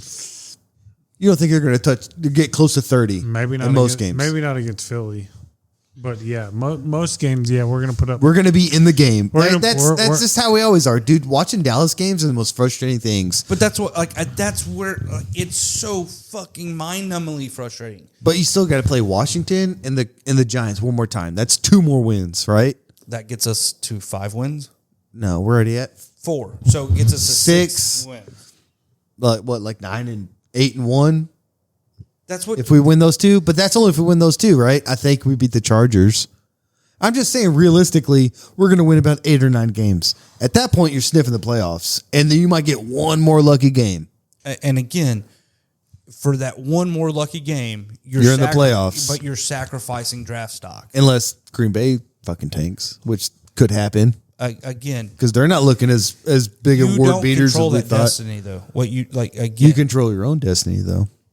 But the destiny, I just don't see. And we did it last year. Like I don't understand why I'm rooting for an 8-1 season. Like that doesn't excite me in any way. I 100% know what you're talking about. Is I want to go 100 or 0-17 and get the number one pick and get the best player available. But if I can make the playoffs, right? Like Giants made the playoffs at like 9-7, won the Super Bowl. Who the fuck knows what's going to happen? No, I get the week because we could make the playoffs and then all the quarterbacks are hurt. I get the and we're the hot team. I understand the any given Sunday. But yeah, exactly. It's any given Sunday. I'm just saying we're too good to lose every game going forward. We could win one of the next three. We could win the last three because it's Chargers, Washington, Giants, right? That could be 4 more wins. I'm not saying we're going to make a run at the NFC Championship game, but we could win a game and we could win 2 more realistically. We're just not going to tank. We're just not going to lose every game coming forward. We're not going to get a top 10 pick. So you package those picks and you move up and get whoever you want. But I don't want to package picks. Okay. I just added that at the end. I get. We already established that we're not going to package picks. Again, but then why are you scaling yourself back on the draft pick? Because it's realistic. The Packers are pretty good. We're pretty good. We're not going to get a top 10 pick out of either one of those.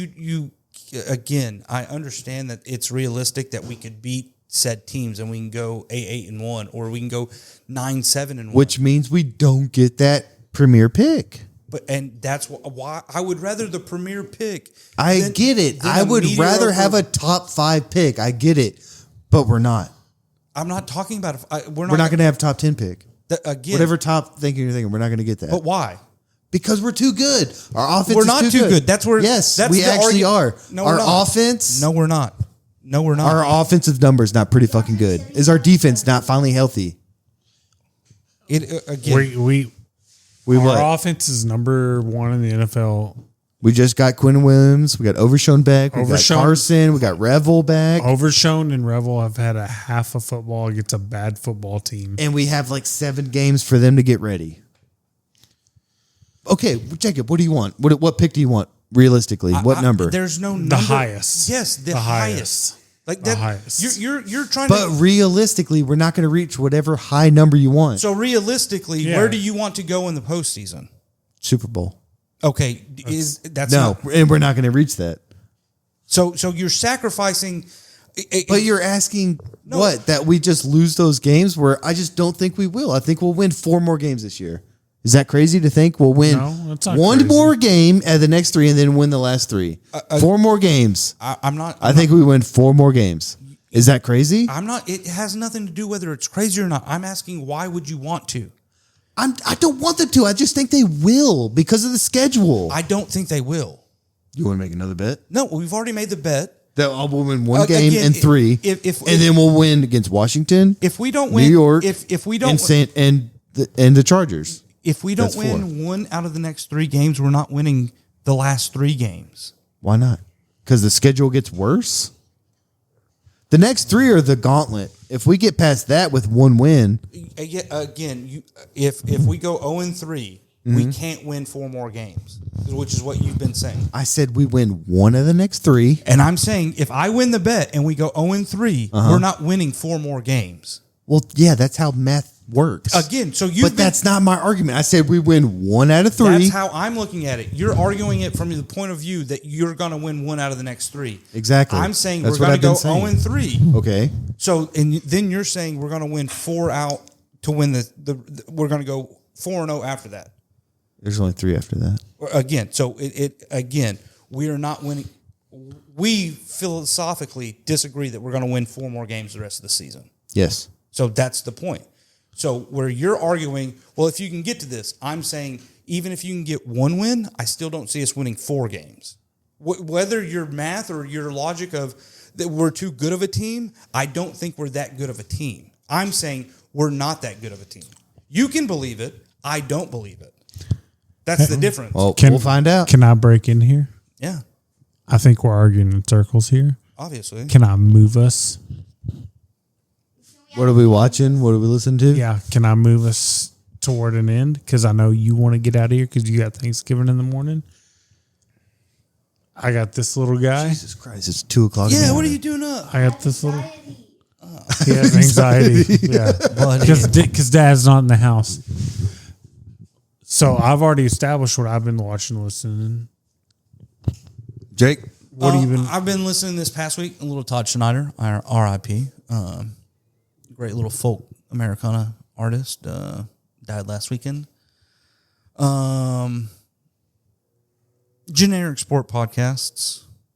And then I've been watching, I said this earlier, Boardwalk Empire. Jake, at the end of this, I'm gonna give you a kiss. Hey, I love you.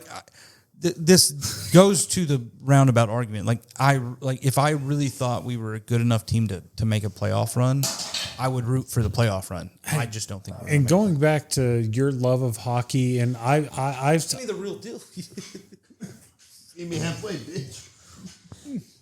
That was a live kiss, by the way. Mustache to mustache. I've suggested this to him, and with you being as big of a hockey fan as you are, and going back to Banff and all that, have you seen Shoresy? Yes. Okay, And Letterkenny. I'm the only one. okay. I know. Dude. I know. Is Shoresy not just a fucking? Give your balls a tug, kid. Is Shoresy just not a masterpiece of a fucking show? Well, and I think it's It's so underrated. it's a Ted Lasso of hockey. It really it's a heartwarming it's not a it's a fucking hilarious show. It's so much more than that. Well, though. It's more so than much just but it's Ted sports. Lasso of hockey. I My- really, that's how I've My described it. brother-in-law, who doesn't give a shit about sports, loves those shows. Dude, it's You need to watch Shoresy, dude. Like, he doesn't care at all. Have you watched Letterkenny at all? I've watched like a episode, but isn't there like 4 or 5 seasons? There's, like, but they're 10. 20 Oh, minutes. shit. They're short. I would say that. And what's it on? Hulu? you know how Yeah, but it's one of those things where the comedy, it's well written. It's not like there's alliteration. It's Shoresy is so much more than that. Shoresy is very heartfelt and well written, and yeah, you got to give that a watch. yeah. So On me? on you. What I've been watching is Jacob's bitch ass. I'm just fucking with you, dude. I love talking to you, dude. The Wolfpack has just That's what I love. So we can just talk shit, and at the end of it, I'll just kiss you on your lips. Fuck yeah, man. All right, listening to Into the Wild by John Krakauer. Something like that. You know that. I can't tell if that's an O or an A. It's your handwriting. Yeah, I'm I don't left-handed, know. but you know the movie, Yeah, right? yeah, Eddie Vedder directed it. I'm left-handed. Yeah, the best that's my excuse. Did you say Eddie Vedder? Eddie Vedder. Eddie Vedder did the music. Sean Penn directed. I was gonna it. say that's. I was watching a Pearl Jam thing recently, and it's like whether you like Pearl Jam. Eddie or not, Vedder. Eddie Vedder. Is that what I said? It was Vedder. Tom Petty. It My was like bad. this Tom Petty thing, and it was like again. I think I had this renewed interest in Tom Petty. Not that he's not a national icon. Yeah. But because King of the Hill, that was another thing I've watched. The reboot of King of the Hill. It's like, man, fuck, like Tom Petty has this fucking arsenal for 40 fucking years of great fucking music. I love Tom Petty. But then it was like an Eddie Vedder thing where he played The Waiting with Tom Petty on stage one day. And I was like, man, fuck, that's just fucking pure greatness. So anyway. Another book, Black Hawk Down, Mark Bowden. Saw that. So another movie. Have you watched that on the Netflix? I've watched a movie. Not yeah. Well, there's the movie. It's like a documentary. yeah. They're like, and it's like the real dudes that were actually in it. It's like, probably a lot based on this I book. think, I think it is. I think it is based yeah. on that book. It's just a wild, scenario. Like they were trying to arrest like 2 dudes, and it just went Completely tits south. up. Completely, yeah. Watch Tits the up. documentary on Netflix too. After you finish reading it, I'm watch done. it. Dude, watch that. The Man in the High Castle, Philip K. Dick, the guy that wrote Blade Runner and Minority Report. But I started the I just didn't series on like it. Amazon. I just didn't like the book. I couldn't get into the series either. Last or 2 more. The 90s by Chuck Klosterman, who's a contributor writer to Spin Magazine back in the day. Yeah, it's just like a real in-depth look at the 90s, like year by year. I would which- love to hear Chuck Palahniuk's version of the 90s. That'd be another Gen X, because he's a Gen X, so it's from the viewpoint of a Gen Xer. I think he was born in 1972, so he gives his viewpoint growing up in his 20s during the 90s. Last book, The ABC Murders by Agatha Christie. Oh, nice. Got a couple Agatha Christie's on deck I got to listen to. Watching, we saw Begonia in theaters. That's Yorgos. He's fucking Greek. Yorgos Lanthimos. I don't know how to say his name, but he made Poor Things, The Lobster, Killing of a Sacred Deer, and The Favorite. Poor Things was fucking wild. Dude, all his movies are fucking wild. Like, Begonia is a weird fucking movie. I'll have to check that out. Yeah, check it out. It'll be streaming soon. I enjoyed Poor Things. It's weird, but I enjoyed all his movies are weird and fucked up and just, mind fucks. I watched Becky, and then I watched the sequel, The Wrath of Becky, In Your Dreams, which was on Netflix. It's a new movie, animated for the kids. They both loved it. We watched it like back-to-back nights. Peacemaker, season 2. Amazing Race with the Big Brother guys, or Big Brother characters. House guests, whatever you want to call it. And then I have a will watch list. It is The Chair Company with Tim Robinson, who's hilarious. greatness. Welcome to Derry. Both of those are on HBO Max. And the last one is Death by Lightning, which is the story of the James Garfield assassination. Yeah, that's got With Michael Shannon, who Michael Shannon's like my number one actor right now. And Shorzy. also on Boardwalk Empire. Yes, he is. All right. So We are. I think this is a record. Dude, 525 5.5. is fucking stupid. Cut that into 2-parters. Hey, Landry, what do you guys say?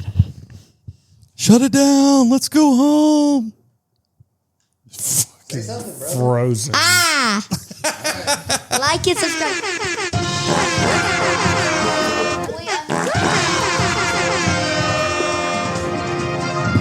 And All right, for and Matt, that's it. I'm Andrew. And I'm Jacob Walker. And we're out. Cue the music. And fighting. No, actually, rage baiting. You're rage baiting. No, you are. I was.